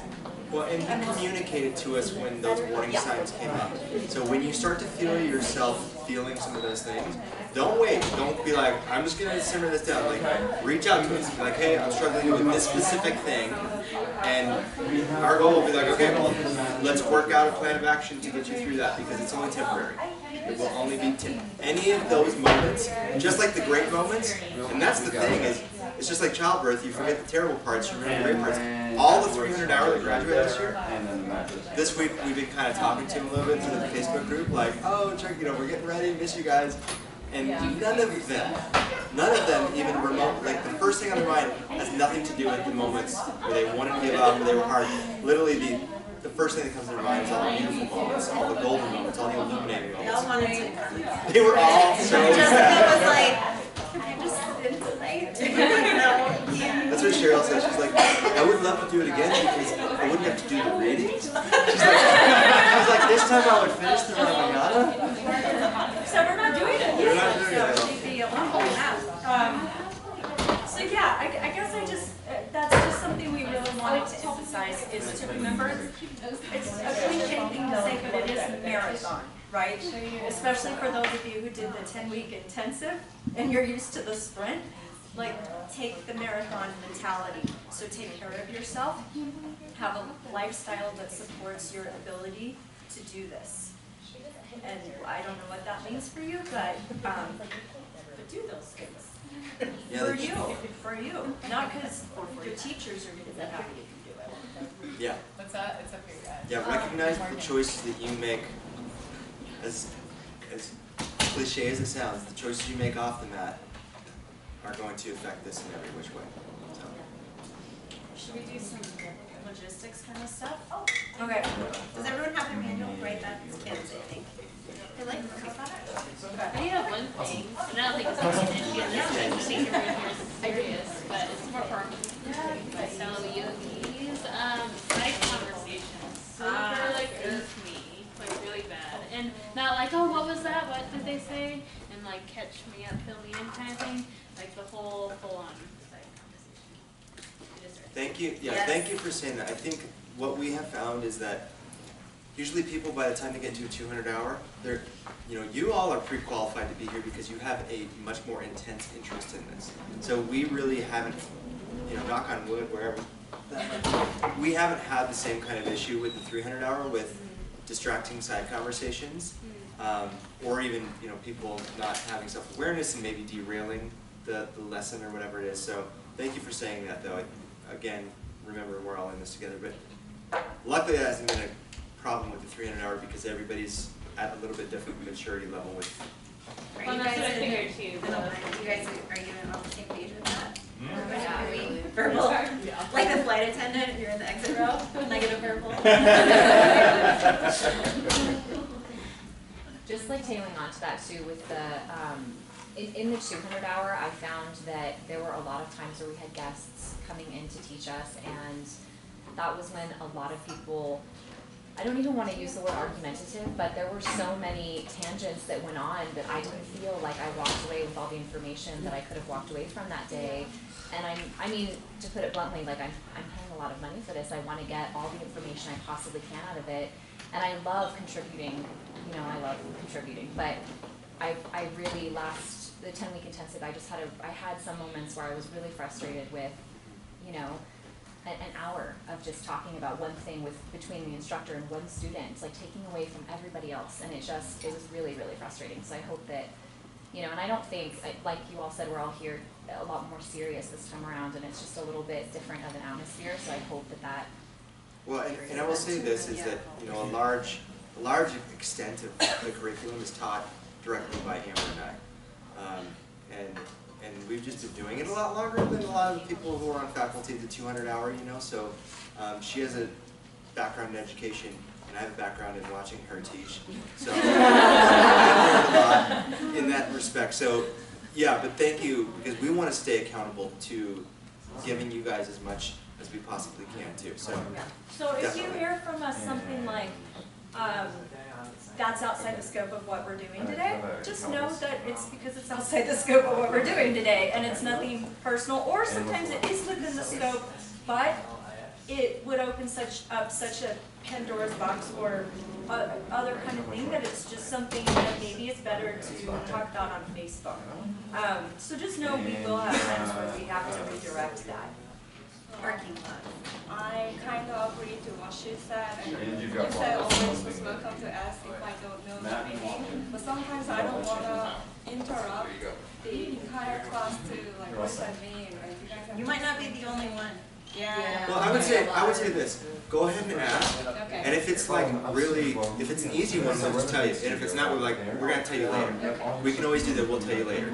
Okay. Well, and I also think this. I think it will support your learning if you're the one who tells her what it means sometimes too. Like if we're talking about philosophical concepts, because that's where it might get a little, the philosophy. Maybe if someone else says it in different words, then it can help support your learning to then say it. So we'll try to step back, I think, as facilitators, unless it's a real easy one. I will too. Yeah. We all need to slow down at some point, so. Philosophy stuff too. Well, do you all remember from the 200 hour the parking lot? Yeah. Somebody tell me what the parking lot is. Place for questions, where you can ask questions and have a Yeah. So if there's anything that's outside the scope that you do want to ask a question about, or anything from the lecture, on the either Google Classroom or Facebook, we'll have a parking lot. Yeah, where would we put that? We'll Where let do you you know. guys want it to be? Do you want it, probably Google Classroom, because then it'll just If be everything right goes there. out Then you don't have to yeah. search. Yeah. I'll make a time thing, But I do want to say that, like, you know, even though we're kind of talking about it, like, you know, I don't think a lot of this is going to be a problem because, you know, like I said, you've got more experienced facilitators leading the programs, and you guys are all more experienced as well and much more mature. And the reasons you're here now are different. You're more experienced in training. You know how you want to comport yourself, and so, yeah. I mean, it's good to talk about, but I don't predict that it will be an issue. No, I think the 2-minute rule will help a lot because. The 2-minute rule. The personal tangents, I know that's where, and extended in the 200 is where you're kind of like, okay, where can we get back to the topic? So I think we'll be just fine. Yeah. And I'm someone, I just like to, I want to lay it all out clearly so you know, you know, as kids, they need boundaries so we know where we can go. I like rules, so. Well, expectations are good. Need to know the rules. And then if I want to break them. Anything else on that topic, though? Because I think that was a really good. Yeah. Thank you, all of you had ideas about that. All right, well, it's always an open topic, so if it needs to come up again, it can. Just to give you kind of an idea of what's happening this year. Like, what are we doing? Now what, though? So, Austin and I will be the people you see the most. It'll be a little different for those of you who have done our 200-hour, there's not as much other faculty that comes in. You'll see Laura a lot, and she does a whole weekend with you, and some of the morning stuff. And then I think we have 3 other guest teachers besides the 3 of us. So you'll have a weekend with Laura G. Yeah, Laura. We'll do some cool anatomy and, I don't know, stretching kind of things with you. You have a weekend with Leslie for Ayurveda. Almost a week, not quite, right? Yeah, like almost 2/3 of the weekend. And then this summer, Shanti, who we'll talk more about that too. So you'll be seeing a lot of Austin and I, especially, and Laura too. And Suzanne. Oh my gosh, that's good timing. That's good timing. There's so sweet. Yeah. And Suzanne does a workshop. What are you doing? Nidra and Sanskrit. Yeah. So there's 4. I forgot. Sorry. That's why she walked through. And she's also one of the, when we talk about the Some food? Feel free. The cobbler is. she'll be a mentor too for the private sessions. Is that what we're calling it? Yes, private. Good catch. It didn't sound right, but yeah. So what it'll look like is we'll have Friday nights. Will be a check-in. We're just doing it. Do you want to sit down? Oh, okay. Hi, Suzanne. Hi, Suzanne. I know, I just found that myself. Friday nights will be our check-in, and that'll be a chunk of time, but like I said, we don't want it to overflow into then the learning that comes after it. A lot of times on Fridays, then the second part is either like a book club sort of thing based on whatever we're reading, or it might be like, I know your night of Yoga Nidra is on a Friday night. You're with Suzanne. So there's kind of little things patched in there. And then Saturdays. Oh, wait, before you go on, the check-in will be specific as well, though. Oh. So every month you'll have a series of 3 to 4 Facebook questions, well, Google Classroom questions now. And that will be posted on the Monday after the final Sunday of that month. Obviously due before the Friday, whatever it is, 3.5 to 4 weeks or whatever later. So you have 4 weeks to answer them. I would say do it while it's fresh, because it's usually like a philosophy question, usually a question in regards to what you just learned, and then there's usually a question of something moving forward with some curriculum. And then maybe another wildcard question there. And then just making sure that you always do that, because from here on out, the check-ins will be based off of your answers for those. So it's still going to we created that last year because over a month's time, it's a good way to kind of refocus our efforts back into the material, reconnect in a way that is concentrated, and you know, I think that like when we do the intensive and the check-in is just kind of a free-for-all,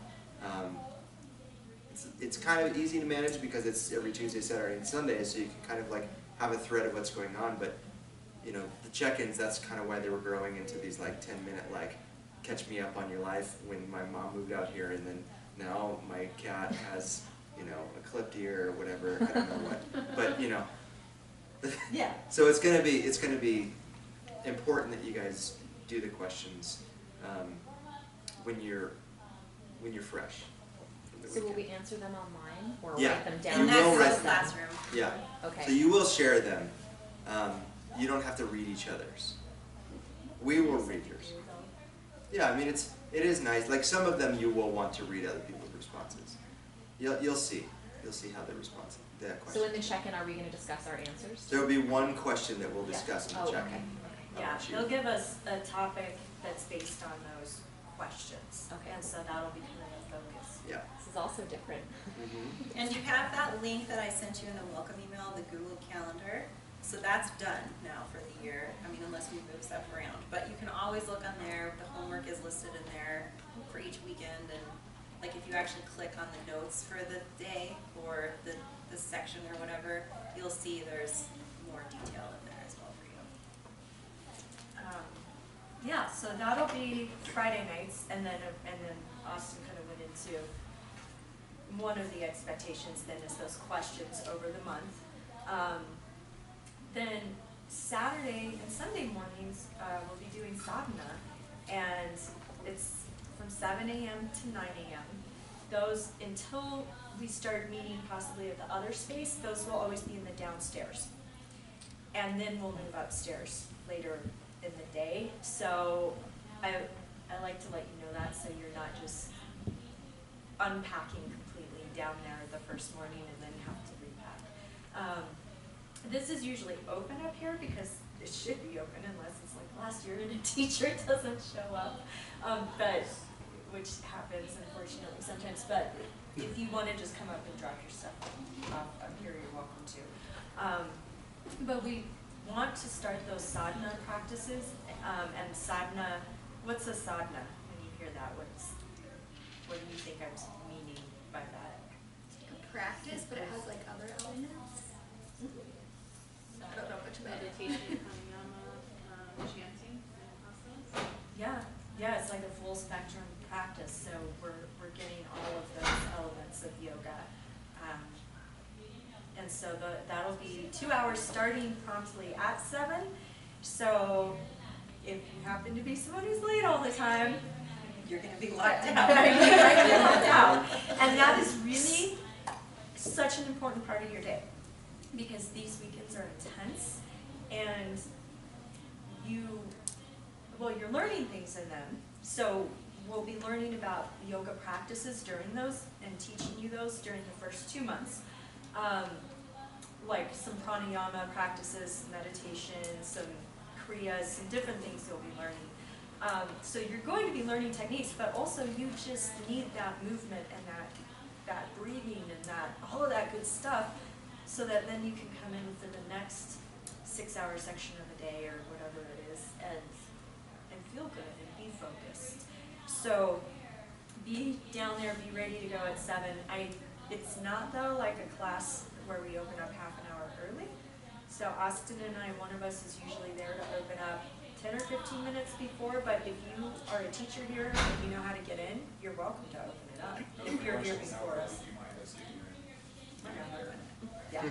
You can sleep there, bud. Yeah. Get up early, all right? That's how to not be late.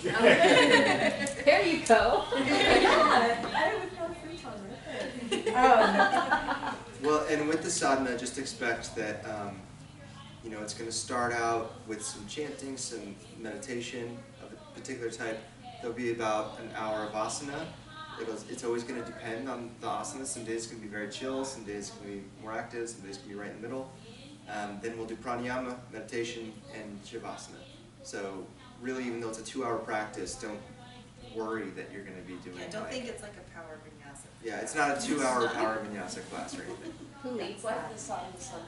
It's Yeah, if marvelous. Yeah, if you came to It's a that, special treat. it's just like to that. be able to do that. Yeah. Oh, yeah. Yeah, so we really wanted you to have that, and as you go, you'll be, as you're learning these things, then there will be, you get to, eventually sadhana gets handed over to you.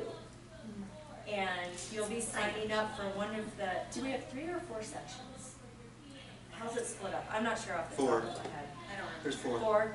Well, 5 with adjusting. Yeah, so 5. I've got the categories. It's So awesome. you'll see it. There will be categories to sign up for, and so you never have to go in and teach the full 2 hours, but you might have a weekend where you're like, oh, I'm teaching asana on this day, or oh, I'm adjusting on this day, or oh, I'm doing the meditation. So just know that, and also when you sign up, kind of think about trying to give yourself one full asana practice a weekend. So if you sign up to teach asana on a Saturday and then adjust on a Sunday, you're not getting movement. So just kind of, think about that a little when you go to sign up. Laura will have a sign up for you, and that Sorry, I didn't mean to cut you off. that will all just be coming, and it starts in March, I think. It does, and I wanted to tack on to that also, though, for the teachers who are still developing their skills extended, you do have the ability. Those of you who are already teaching, go ahead and take those first months and stuff. So it leaves folks who are a little bit more nervous about it some time to. But those of you that are, that's like your stretch zone, that'll be breathing great. She wasn't breathing that entire time. But What time are you wanting it to sign up? But no, Lauren, it's literally like, other than the asana when you teach, it's like maybe 10-minute section that you'll lead at a time. And it's you're leading us. Yeah. We all love you, no You're matter all what learners. happens. Yeah, Even if you suck.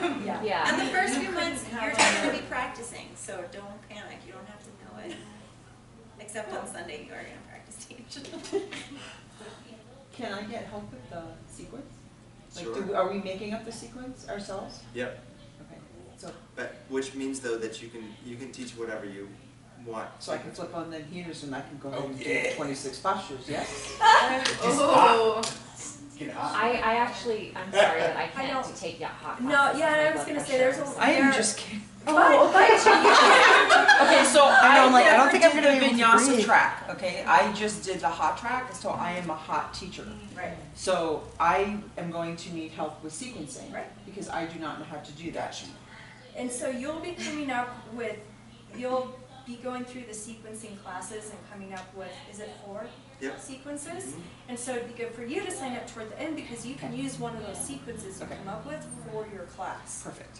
And you all, so the cool thing about this program is that, especially concerning the teaching technique methodologies, the things that you do in a public class, the theming, sequencing, alignment, cueing, and adjusting.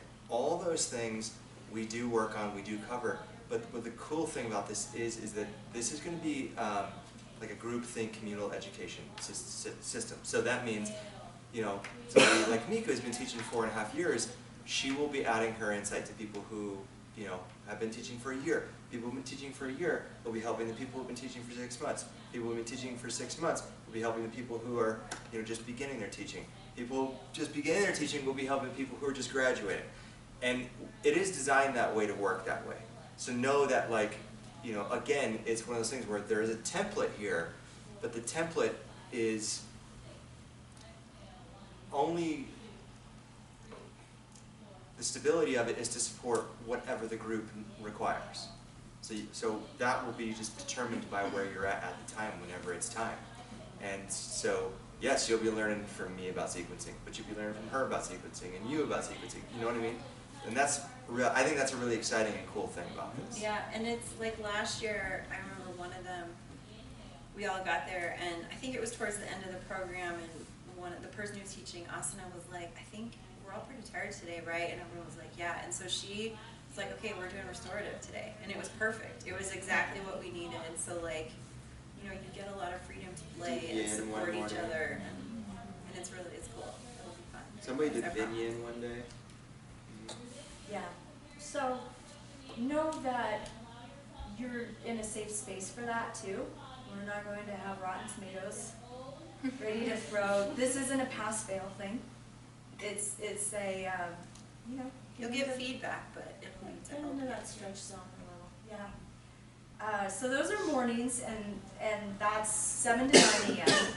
And then we have this little tiny breakfast break from 9 to 9:30. So you all saw this right in the email. So none of this is a surprise, but it's good to just go over it.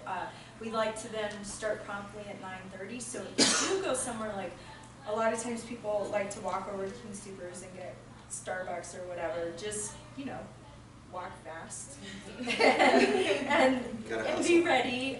It also tends to get like that 9 to 9:30 time. Everyone wants to talk and catch up, especially on that Saturday, because you saw each other Friday, but you only, you know, it's like a chunk of time where you get to talk to each other and really get caught up. But just know that we'll have to then refocus come 9:30.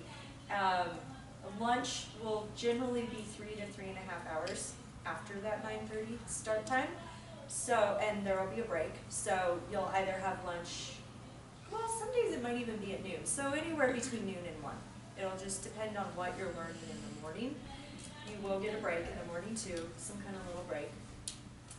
That said, as always in here, if you need to get up and go to the bathroom, go. If you need to, like, you're just tired and you're not going to feel good until you get some fresh air, go get some fresh air and come back. Like, do what your brain needs and do what your body needs, and we respect that. We get that you're adults.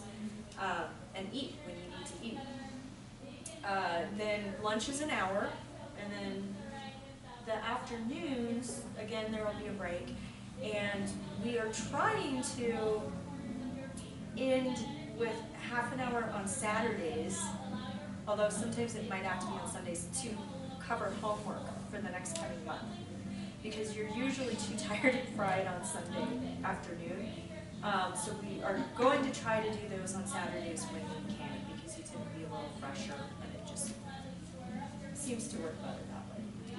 Yeah, you know, this weekend, what you'll start to realize is, like, as the Sangha starts to create energy behind it, these weekends become a place at a time.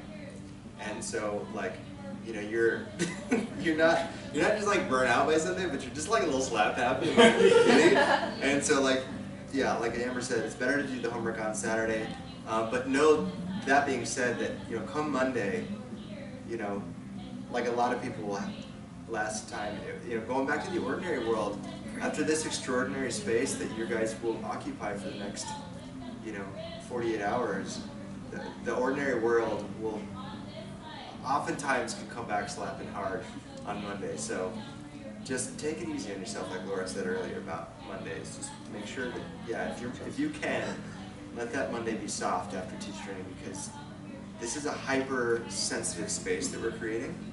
It's an extraordinary world that we're going to be occupying. And so going back into the real world, it don't function like that. And you're going to need to put your armor back on a little bit. You're going to need to get, you know, your game face on a little bit to go back into the real world. So it's just, so, I mean, it like literally became a thing last year where people were just like, we get messages be like, it's Wednesday, and they're like, I'm finally okay again. It's like, wow. Yeah. Me It's too. hard because it's an immersion experience for the weekend, and then you're just kind of I don't know, you're open and excited and also a little Wiped out, yeah. all of the You're things. spent, So, yeah, and you have 10 immersions. That's so exciting. You have 10 immersions coming up. so let's, in your, this thing, open, there's a little letter at the front. I'm not gonna, you can read that later if you want, you don't have to. Let's look at the top 5 learning objectives because I just want to go over what we're doing to cover those. This first one is we are big believers that as yoga teachers, a big part of this program is we want to give you tools to take care of yourself. Like, as much as anything, right? We can, like you were talking about, we can give and give and give to others, but when the well's empty, it's empty. And we just are big believers in having a personal practice. And so you'll be learning, like I mentioned, these tools in the morning for your own sadhana, your own practice. And we will get into that this weekend with some of the meditation techniques. We'll be specifically using yoga meditation. In our culture, we tend to see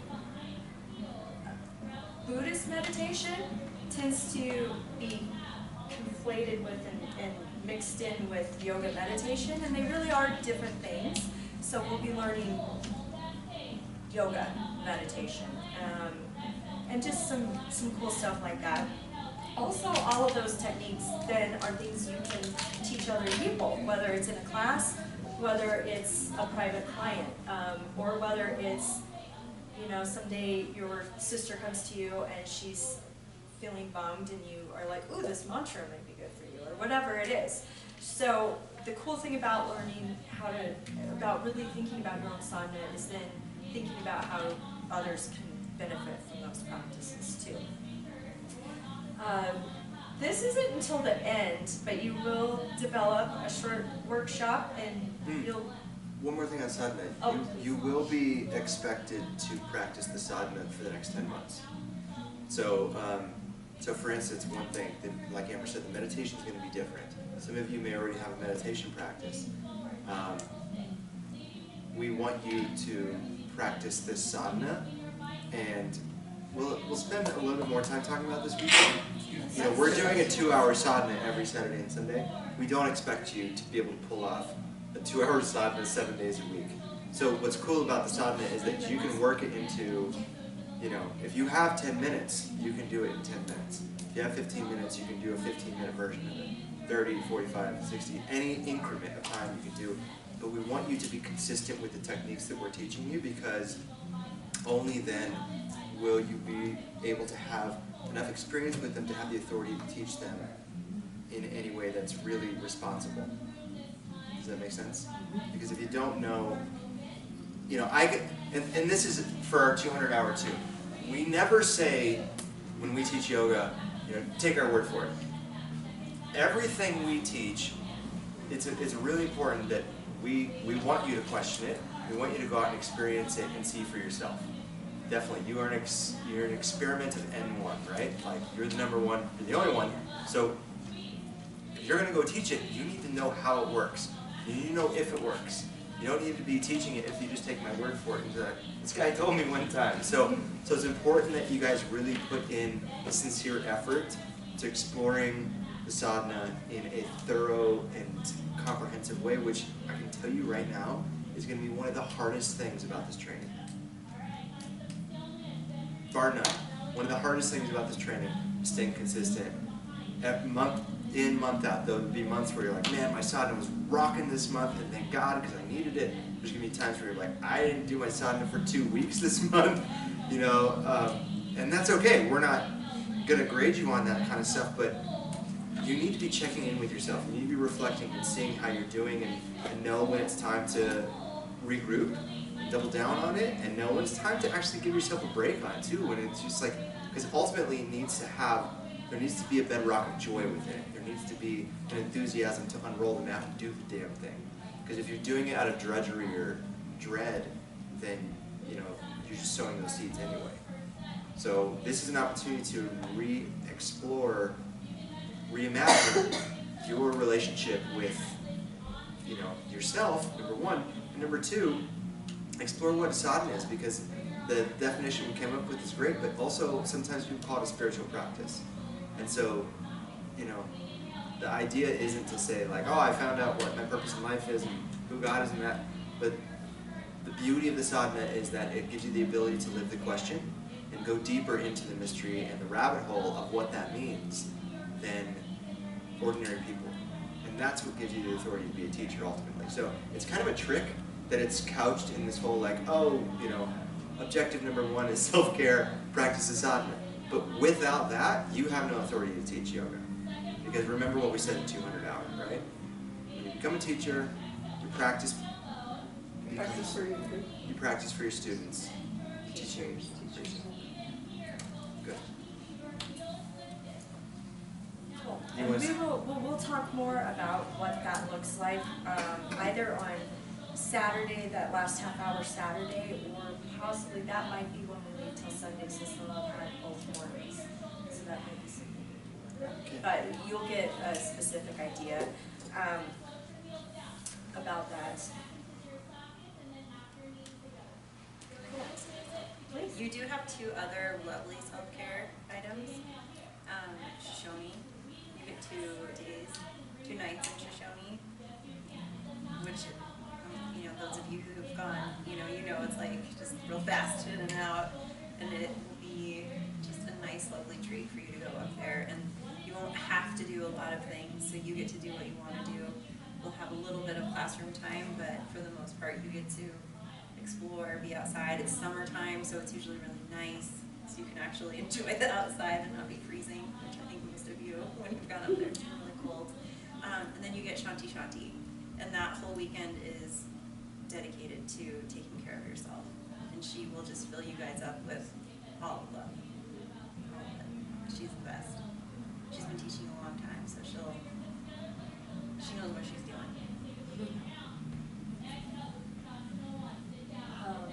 Cool. So later on toward the end of the training, so it'll be a ways away, we'll start talking about leading workshops, because it really is, there is an art to teaching yoga, and then there's an art to teaching people about yoga. And a good yoga teacher isn't necessarily a good educator. And so we'll get into some of that stuff. That'll be later on. Number 3, trainees will be prepared to meet the needs of private clients using tools from both therapeutic yoga and Ayurveda. So that's something that's coming up sooner, and will actually start in February. And we'll talk more about what you need to do to be ready to go for February.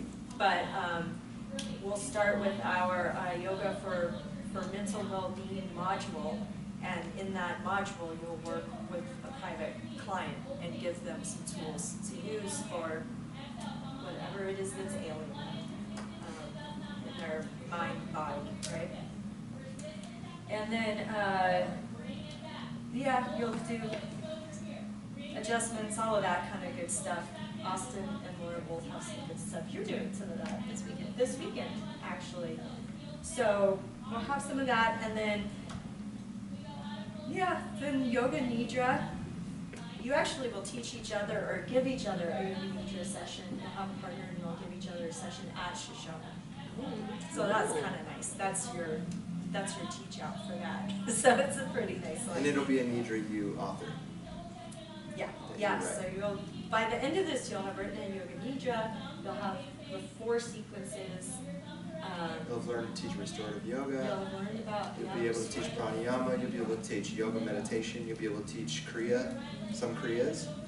Are those 4 sequences vinyasa based, or is it kind of It can be. Well, 1 is restorative. Yeah. The other 3, the other 3 are a beginner, intermediate, and advanced class.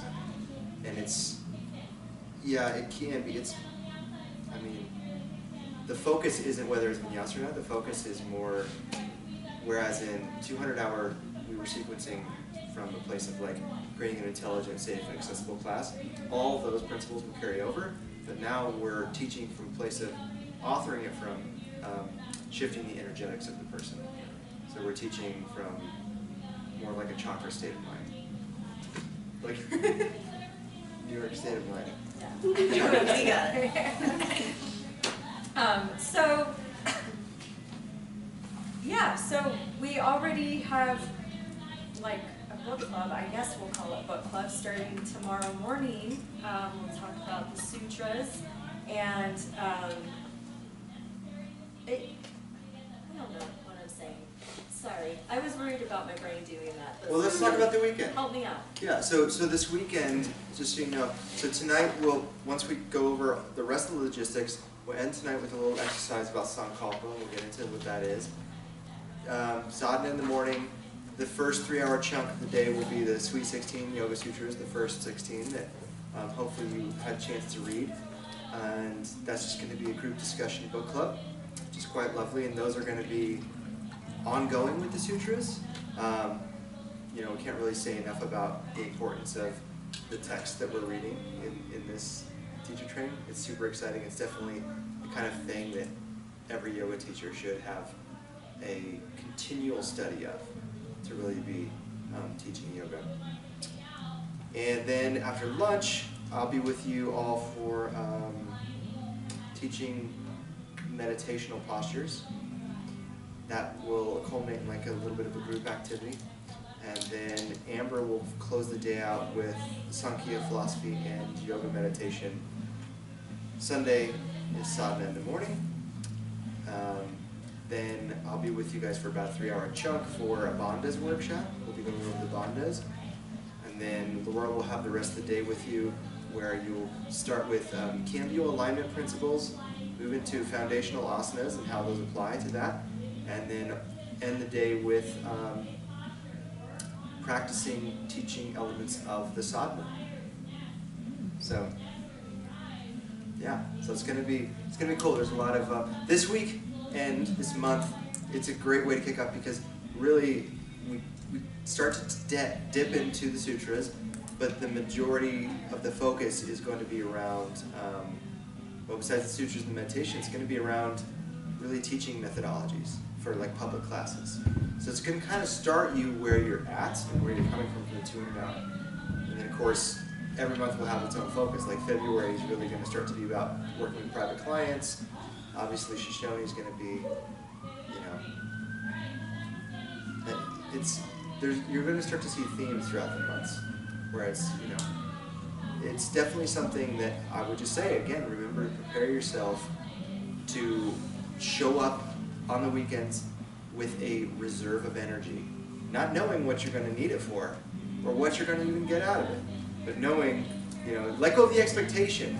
So beginner mindset, but also make sure that you're well rested and, you know, enthusiastic, and, you know, we all got our best foot forward. And some kind of attitude.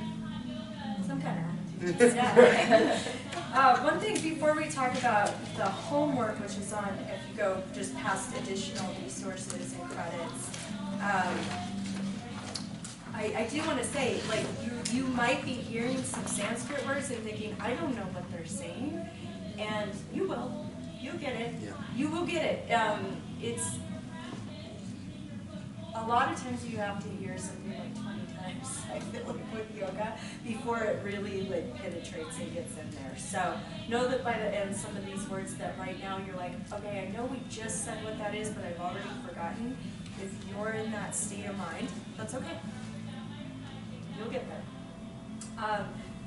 Actually, additional resources, I just wanted to, because I'll be using these while we talk tomorrow, these are the 2 other sutra books that we refer to a lot and use in our sutra conversations. So one is in the back of Ashtanga Yoga this is Gregor Male, and you'll hear his name a lot in this training. He's, I think, one of the most amazing modern teachers there is in yoga philosophy in particular. But the back has really great commentary on the sutras, and there was one gal last year who wasn't quite connecting with the text we had, actually Cheryl, and she preferred this one. She got this and preferred it, so if you want to take a look, I'll send that around. He's our fave. Yeah, he's great. The other, this is book 1, there's 4 books, so for each of the sutra books. Baba Hari Das, does anyone know? He is the guru at Mount Madonna in California. He was my teacher's guru. And so these are really great too. They're technical. So I don't know, you might like, I dig it. I like that kind of stuff, but I don't know if I would have wanted it for my first Yoga Sutra book. But it's just something for you to, if you want one. Yeah. Down the line, it's great, they're great. The whole goal, you'll know that, we'll know this, we're doing it right if this is not the first time. This is not the last time you ever read the sutras. I mean, what I'm saying, Amber's probably read, I don't know, you probably read 10 different versions of the sutras between the two of us, I would imagine. And who knows how many times each, because Yeah, each year, I think each year I reread all 3 of them as we're doing it, or most of all. I read a new one every year and the 2. Yeah. So, I mean, it's just an ongoing, and I'm still going, oh my gosh, why didn't I make that connection? So, all right, so let's flip to the homework page, just so you can get an idea of what all will be happening. There will be reading from sutras and it says additional book. So it might be additional reading from the Bhagavad Gita or from the Hatha Yoga Dipika. Those are the only 2 we're doing this year. We cut out the Ramayana. If you're like feeling like you missed out, we'll give you a good resource for it, but we just feel like these books just deserve more time, and that one wasn't as, I don't know, it just doesn't impact people and their understanding of yoga the same way I do. So, count on reading each month, and that being said, Suzanne, who was just here, she did our 300-hour the first year we had it, and her advice that she always gives people is plan on just doing, like on your 5-day week. So if you are a Monday through Friday kind of person, give yourself a little bit of this stuff to do every day. Just make it a part of every day, and then you won't get overwhelmed. It's easy to get out of your weekend and be like, I'm so exhausted, I'm not going to think about yoga for a week. And then before you know it, you blink and you're like, oh crap. It's next week.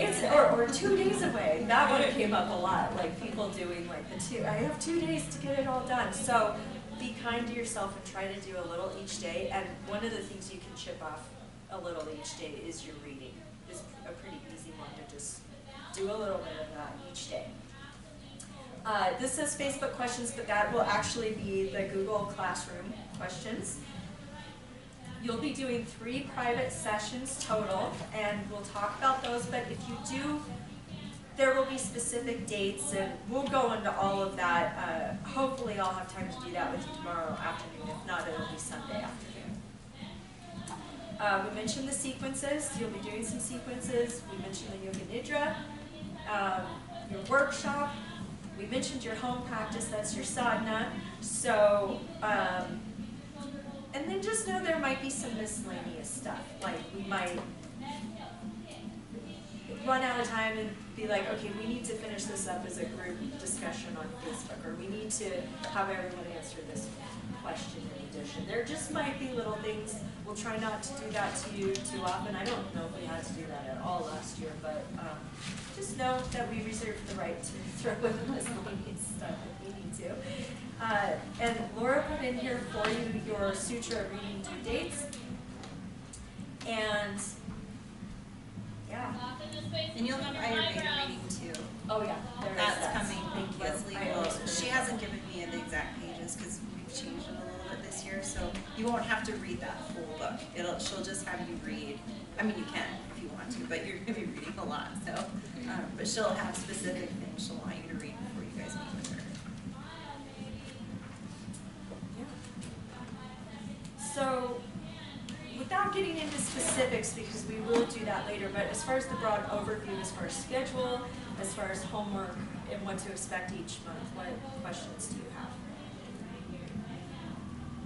We're up here tomorrow after downstairs. Yeah. We start at 5 or 5:30 every Friday. 5:30. Every Friday it'll be 5:30. She teaches at 4 and it's very, very I was so worried about that. Yeah, and it just worked itself right out. Okay, cool. Did you think it started at 5? Yes. There this was whole something time I thought it there was started at something 5. written It says where it on one 5 place, to 5 8. o'clock, yeah. Yeah. Yeah. That's why, because I Because kept Kristen checking put the it app. in, she just probably she didn't know. Oh yeah, because that mind body's for us, not for you. Yeah, that was Annette, more. sorry, I didn't know she did. I didn't realize that was the time. I didn't even look at the time. That must have been why I thought it was 5, because I was checking that Mind Body app, and that was the only thing I was checking. I didn't. When you were saying that to me, I'm like, you're only gonna. And you're like, why are you so stressed? It's like, No, I was like, I don't understand. Even if you have to drive from here, like. No, that makes total sense now. I'll have plenty of time to get there every time. It'll be good. We're good. Good. So that is this. I don't think we need to go through any of this tonight, because we'll just go through it as we come to it. That's the main thing. But it's a nice one. There's tabs. I love the tabs. This is what you get when you're in 300 hour. I know. I updated all the tabs. I hope they're right. You'll be the last one to get a hard copy. Yeah. I mean, everything is. Next year it's going to be digital only unless people want to. I love paper too. I'm such a like People can write sign their notes paper. and It's just a notebook. I like that. You can't say. That's right, right, so I just didn't want you to, right. Yeah. Oh, yeah. We could do like Google Calendar. No, I just didn't want you to go crazy. It works. Yeah, I had one of those last year. No, I just think. Here you go, beautiful. Yeah, I guess I would just ask: are the expectations of what we need from you guys this next year clear? What's attendance? Attendance would be, if you miss more than 15 hours, you will be auditing it next year, which is, we don't double charge you. It's free to sit in, but if you miss more than 15, you can't graduate. So So what is 15 hours? Is that a 15 contact hours. full weekend? No, it's less than a full weekend. Because I already. It's more Oh, than it's 15, it's no. 30. 30. Yeah. 30. Yeah, it's because it equals about 2 weekends. Okay. But we really don't, I would say keep it less than 20, because, Right. yeah, we have to miss yeah, no, you'll be okay if you miss a whole weekend. next weekend. It's when you I miss. have a work conference. Yeah, no, next that's week. fine. When you have to miss 2 whole weekends, then we're getting into dicey territory. And that is a good question for makeup work. If you're going to be gone, we try to videotape everything, but I don't know, sometimes it just doesn't happen. If you're going to be gone, help us remember that. Yeah, maybe even do like a buddy to be like, hey, I'm gonna be gone, so can you be video, Make sure that they do the video, because it just, weekend after weekend, things can get lost. And things can happen. Like They sometimes people have FaceTimed in if they were like we had someone who she was from Texas who you guys might get you'll probably get to meet her maybe at some point, but she did the training and some weekends she just couldn't fly up here to do it, so we FaceTime her. So if you're like like if you have some time for your work conference or whatever, we can try to coordinate with a buddy to FaceTime you in. And know it's going to be important too for you to be communicative to your outside support systems, to explain to them what this is, first of all, because most people don't understand. The 300 hour is totally different than a 200 hour, and most people don't even know what a 200 hour is. So be talking about what you're doing, what's expected of you, and how you need support from your family, your spouses, whoever it might be, to help you get through this. Whether that's like, hey, I need you to either keep me accountable or leave me alone so I get my homework done. Because if you just rely on Sangha and the facilitators, it's just not going to be enough. You're going to need your real core support system to really be championing you. Because like we've been saying, it's totally doable and it's all in your hands, but it's not easy. And that's free to figure out too. Like we know, through the weekends we're like, give me a minute, don't talk to me right now. I just need to go for a walk or whatever, figure out what works for you. Maybe you need to talk, or maybe you need to be, those of us that were introverted need some quiet time. But sometimes it does mean explaining what this is to people in a way that they can understand what it takes to get it done. So maybe it's not so much explaining, oh, it's a yoga teacher training thing. You say, no, this is a thing that requires not just intellectual energy, but emotional energy, spiritual energy, physical energy, literally everything that you can, you know, it's not like going to like a call center job and you're just like, thank you for calling Geico, we got the best insurance, you know what I mean?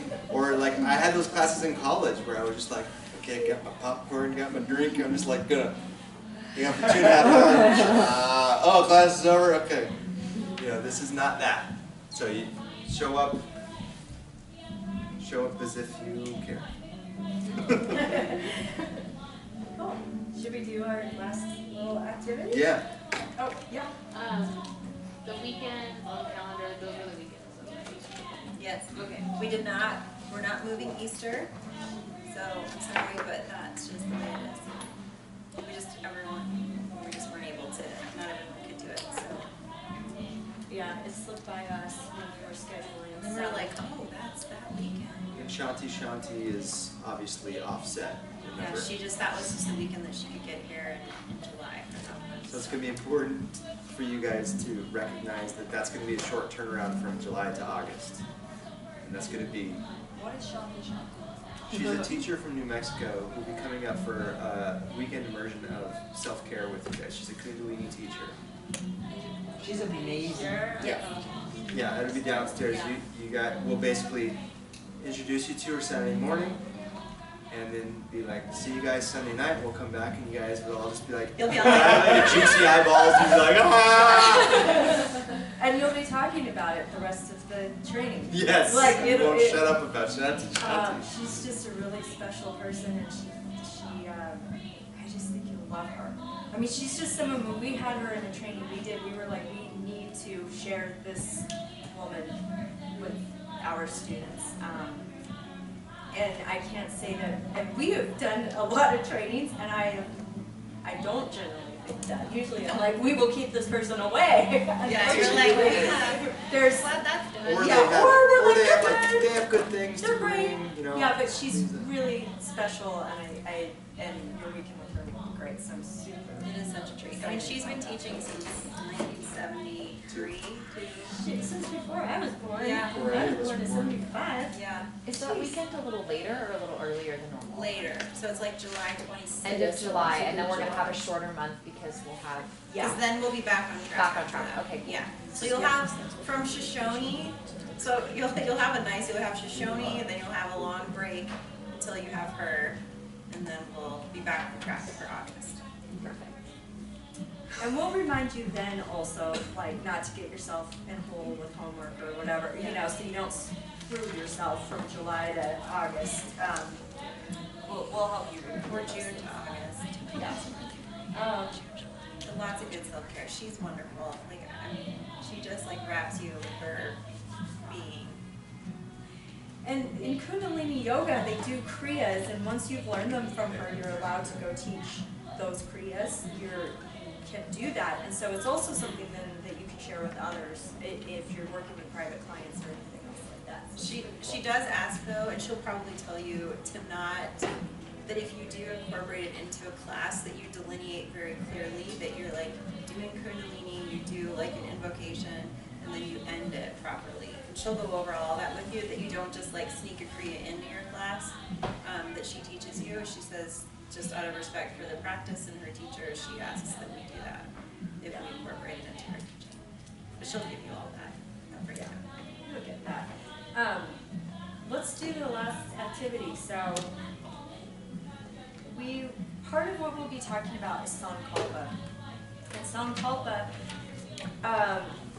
does anyone who had 200-hour, remember what it is, who had it? Because we used to not do that in 200 hours, so you are the only group who's done that. Vision statement. Vision statement, yeah, what? Yeah, oh, the Learn and Lounge? Look, yeah, we did do that for the lounge, yeah. Learn and Lounge. Learn to like my class. Yeah.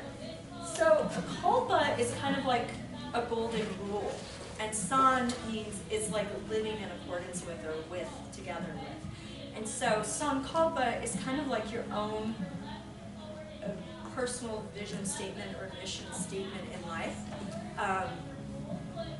That there can be small ones you have, right, that are like, I am calm and peaceful, right, that you need during the time you're going through something that's not calm and peaceful, right? And that's more like an affirmation. A Sankalpa, you tend to have a big umbrella one that you carry with you your whole life.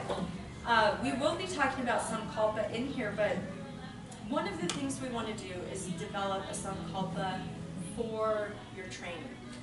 Because part of like, it's, you're on this extraordinary journey, but there are going to be times where you forget your why. And we want this to be your touchstone so that when the supports around you aren't enough or whatever isn't enough, you have this thing to go back to. And it might change. This might change during the training, but for now, answer this. So you'll finish this statement, I am here because, and what does it say? Oh, and I want to get out of it, what I want. And what do you want to get out? What Austin wrote this. I did. What I want to get Here out. we go. It starts. I'm glad I wasn't the one. So did everyone get that second one? What I want to get out of it is. I am here because, and then what I want to get out of it is.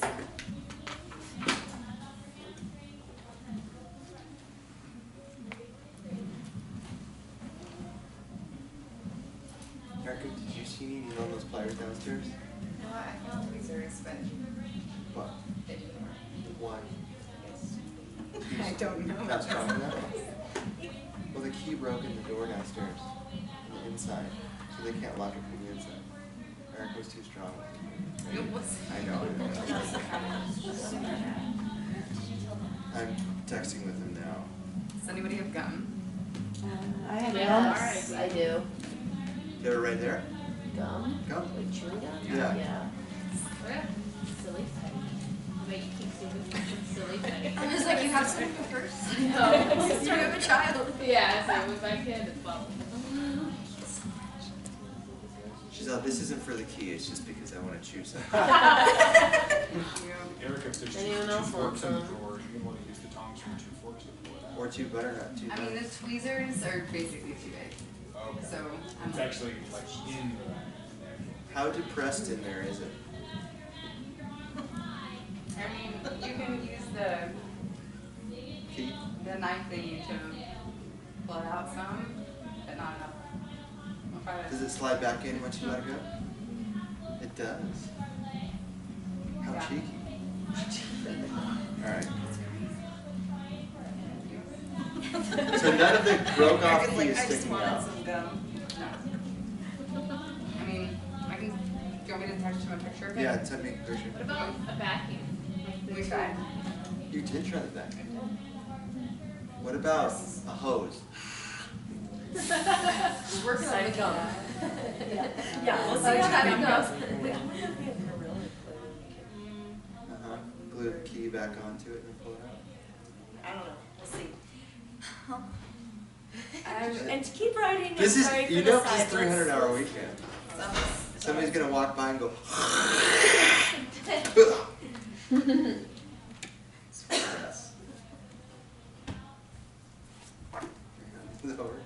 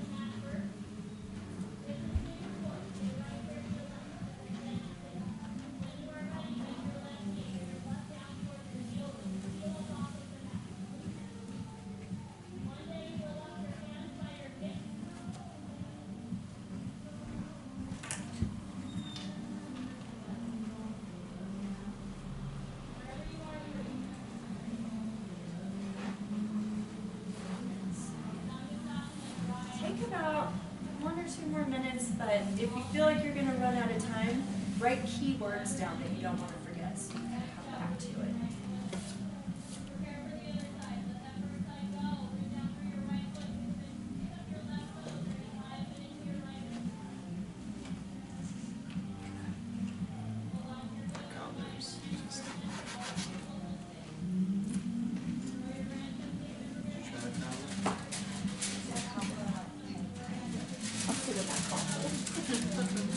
I like that goblin. That's my fat goblin.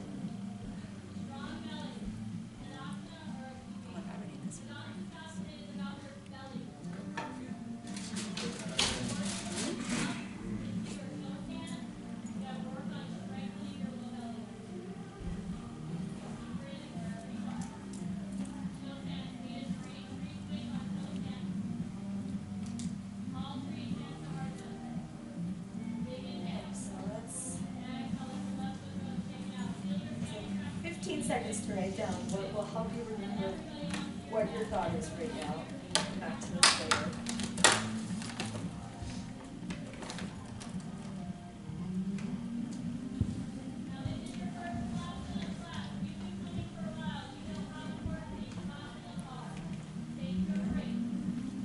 So, obviously, there's no right or wrong, but what, did you want them to do anything else with that? Well, we'll refine it. We will, but we'll read with her. Yeah, this will work on it becoming more of a real sound call for the training, but like it's okay for this to be rough, but if we could just go around and have everyone share. Did you say have it be I statement? No, I didn't. Okay. We were right there. Sorry, I was distracted with the key thing. Yeah. So try to frame it with these three things in mind. How to fill in the blank on those things you wrote. Yep, I know, but I'm just adding to that. Make it an I statement, make it present tense, make it positive, and then of course, eventually you want it to make it as succinct as possible. So the shorter, the more powerful it is. So I statement, present tense. So instead of like, I hope to get this out of the program, say I will get this out of the program, or I am currently getting this out of the program. Or whatever, you know what I mean? Does that make sense? Mm-hmm. Okay. Who would like to go first? I'll go first. Thanks, Janine. I'm here because as I move and evolve through my own self-journey of stepping into my truth, I can then be an example to others to step into their own truth. What I want to get out of this training is a toolbox filled with all the things to better take care, grow, and love myself so I may guide others to do the same. Which way do you want to send? Well, Rachel's Oh, got her hand up, sorry. She wants to go. Okay. I'm here because I love yoga. I love practicing various aspects of yoga. I'm here because I like serving others in a meaningful way.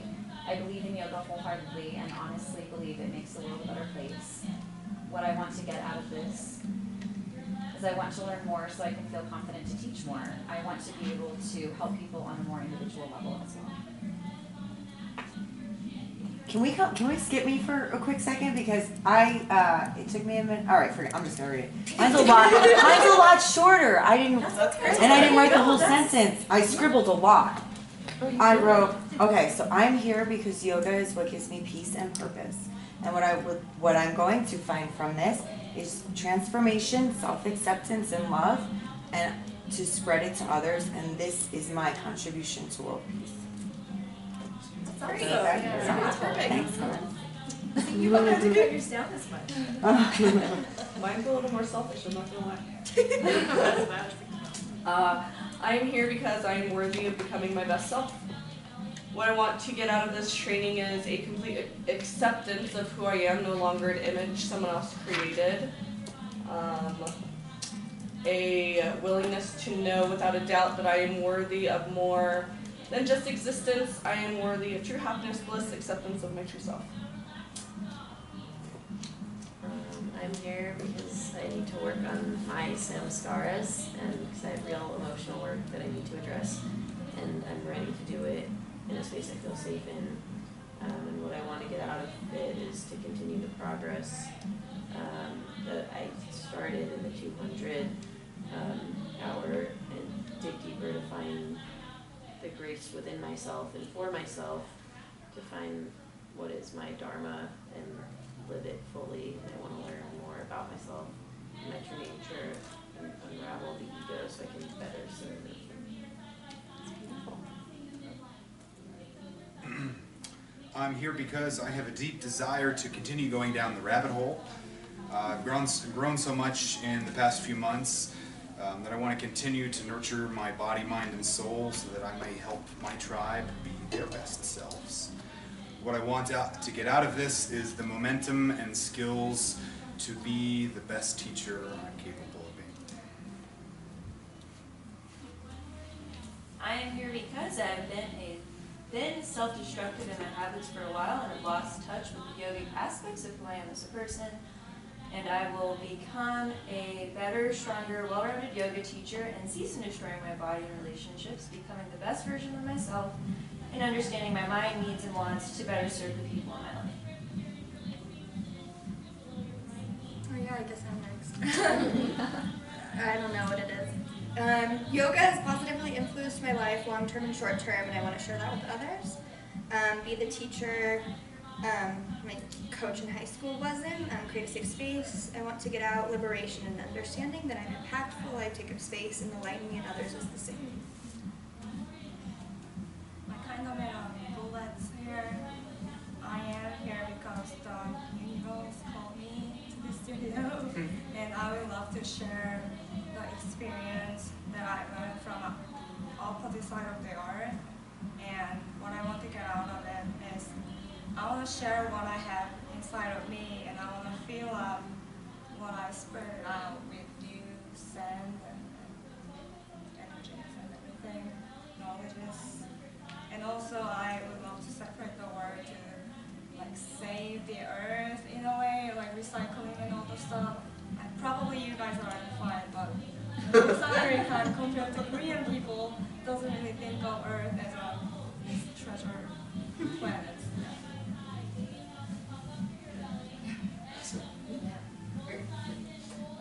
I'm here because I want to see, become the unseen felt magic that 300-hour holds, that who I become will be the very best version. It's funny, I put yourself without even thinking, and put myself and then / ourselves. What I want to get out of this is to build a community while deepening my own personal practice. To understand yoga deeper, I put in parentheses, and you can see I'm trying to really get in depth, so that I can teach others more confidently. I'm here because I've lost my sense of self somewhere along the way. I feel like a shell of who I used to be. And what I want to get out of this is the ability to give love and help others again, a confidence in who I am so I can move the healing energies in others to help with positive touch and self-love, to feel without taking it in on myself.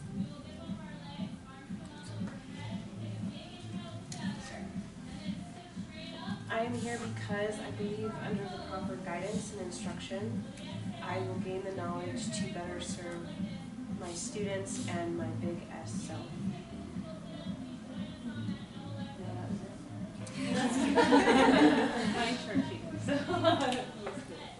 but mine's also I am here because I crave more love, patience, knowledge, wisdom for myself, which I think will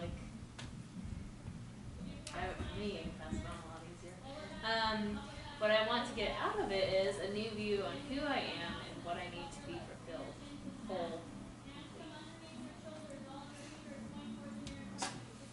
Great. And we won't share this or write it, but I would, just kind of mentally take a second to, usually we know the one thing we need to change in our lives, or the one thing we need to let go of, or the one thing we need to transform in order for the thing to happen. And just ask yourself, are you willing to do that?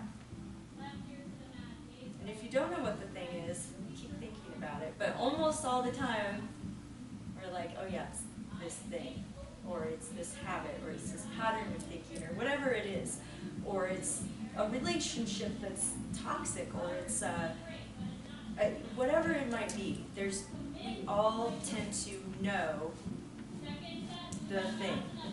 And so I would just recommend kind of just sitting with that. Are you willing to change that? And it doesn't mean you have to change it tonight.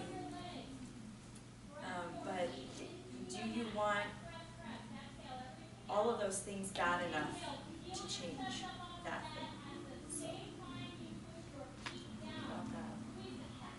Yeah, so this is going to be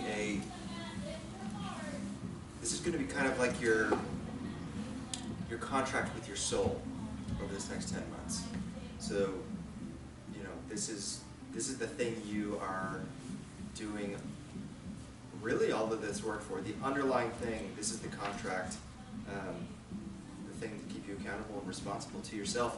So it's kind of a living prayer in a way that you need to be able to invoke and summon without this piece of paper eventually. It's going to be a living conversation. My sankalpa is something that I try to say as soon as I can, first thing I wake up in the morning, to program my brain as it's booting up with that intention in it. And also, I always try to end the day with it as well. So, really start to tailor this over the next little bit of time. It may be one of those things, like Amber was saying, you may have hit the head right, the nail right on the head, and that's the way it's going to be for the next 10 months or 10 years. Maybe it changes by tomorrow again. But you'll know when it feels right, because you'll say it in a way where you feel connected to something higher. You feel something greater within yourself. I'll just share with you my sankalpa, because I think it helps to hear people who've been working with this for a long time, and mine's changed a lot over the years. Right now it's something to the effect of, and I don't really have it written down per se. Every once, if it has a radical change, I'll write it down to try to get some elements and pieces together. But right now I kind of, I would encourage you, so we'll start every sadhana, we'll start with the sankalpa check-in. So basically we'll sit in a seated meditation and you'll basically connect with this prayer inside of you. And really what it is, it's more than a prayer, it's a resolution, but it's a creative resolution. So you need to keep the creative part alive by allowing it to be something you're discovering in yourself at the same time you're resolving it, if that makes sense. So that can make it tricky because it's a different kind of muscle than you're maybe used to combining. Because usually when we're resolving, we're digging our heels in or taking a stand for something. But here, when we're talking about sankalpa as being a creative resolve, we're standing up with all the integrity that we have the capacity for as a spiritual and a human being, but we're also stepping into a space of spontaneity and soulfulness and playfulness and wonder. And that is those two things, there's not a lot of other places in the world that those two capacities that humans are capable of exist together. So it may take you some learning to figure out how to feel that through, but it starts tomorrow. Anyway, so my sankalpa is something to the effect of, so before I get into mine, lastly, as you refine this for tomorrow morning, think about it tonight, try to refine it into an I statement, try to refine it into a present tense statement, and try to refine it into as positive a statement as possible. So there should be no shortcomings or negative stuff involved. So mine is, I am love, generously and courageously grateful, guided by the grace of God to think, speak, and act in a way that benefits other people towards joy and freedom. And it's some kind of, that's kind of where it's at. There's some rough ideas about how I act, where the energy comes from, what I want it to be, and how I want it to serve. So that's where it's at right now. But good job. That's a longer one, just so you know. That one's pretty. Some are as simple as I am peace. Literally, yeah. Some people are like, that's what mine is. I am open to receive and give love. That's another very common one.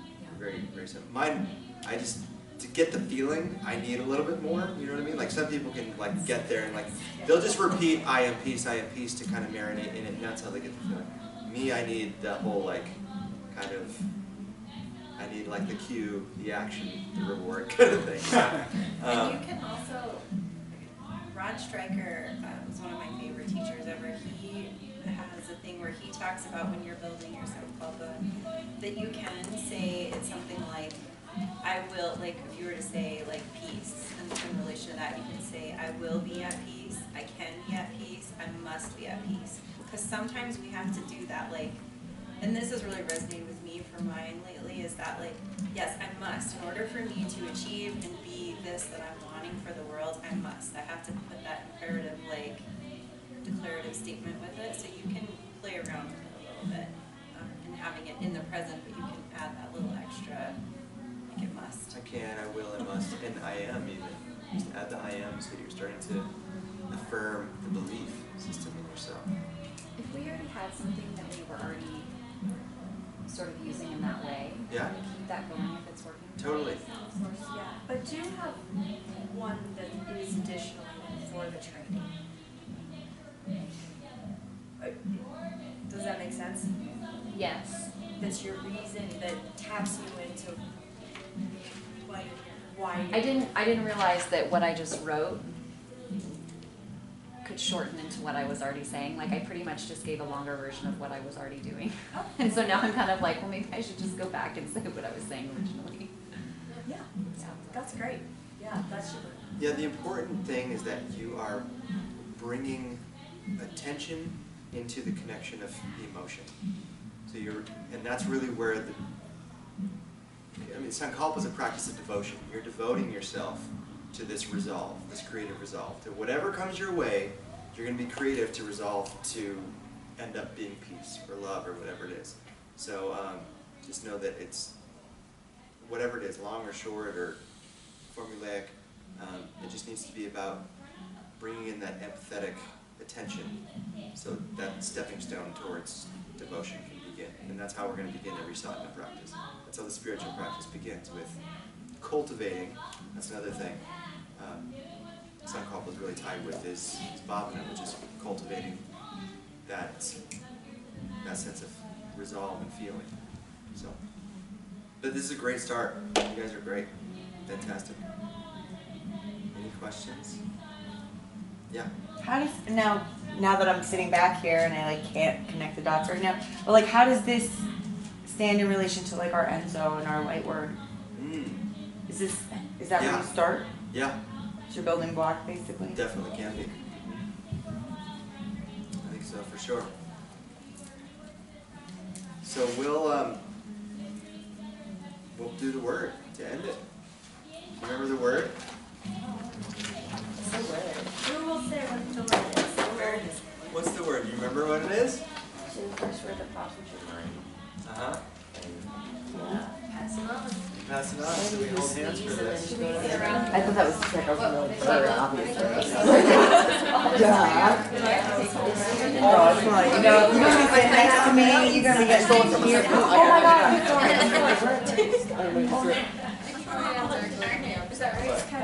That's true. As long as everyone's doing something.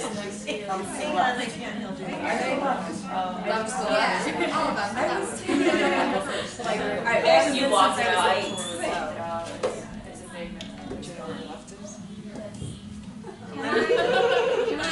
Because when I'm in class, I can't read it. Yeah, let's go around. Claire. Okay. Claire. You can cheat on Facebook too. Yes, Try adding everybody on. If I can remember everyone's name right now. Oh, there's no way I can. Hi. Hi. Oh, I'm up for this. Rachel. Rachel. Vicky. Shayna. Shayna. Leah. Leah. Rika. Scott. Oh, sorry. Mika. Mika. Rick.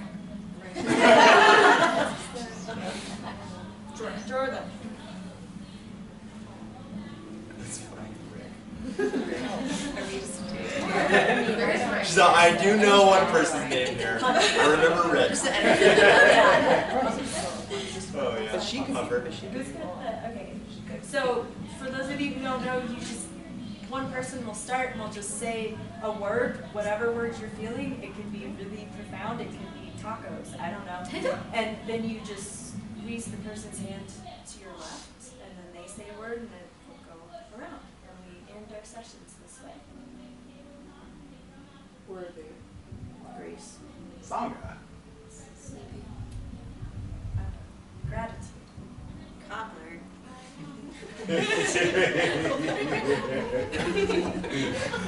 Sorry. Excited. Love. Namaste. Grateful. Worthy. Spirit. Excited. Peaceful. Joy. Transformation. Namaste. Namaste. All right, let's clean up and go home. I didn't.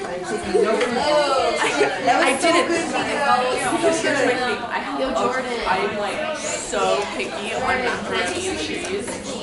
Yeah.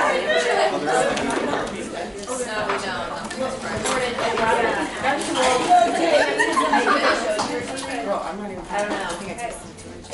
And my mom. And my husband. Okay. I appreciate the feedback. How does the carpet cleaner work? So I take that I'm home to like, If you need a part, mine's not working, so you can use a part. I have my carpet cleaner. I'm just like, what am I walking Like, into? right, when Yeah. sick or something. Look at how like ahead of the game I am. I brought containers. The stories were like so good today. She's cool. You do those? Yeah. Yeah. I can kind of tell when Yeah. I could tell you all about it. It's crazy. it's just such a Really? above everything. It's like so much. So much. I was saying like Avatar. Oh my god, it's so fun though. It's so fun. I'll have to teach you like the sexy things. It's like you find yourself. That's Very hard, like, things. Are you just going through? Yes. You're now, you can call me whatever you want. I'm not worried about that. Does anybody have bags or anything? I put 2 in a recycle bin. No, I mean like. Vicky, Scott. That's, oh no, that's The camera, we gotta shut off the recording. I didn't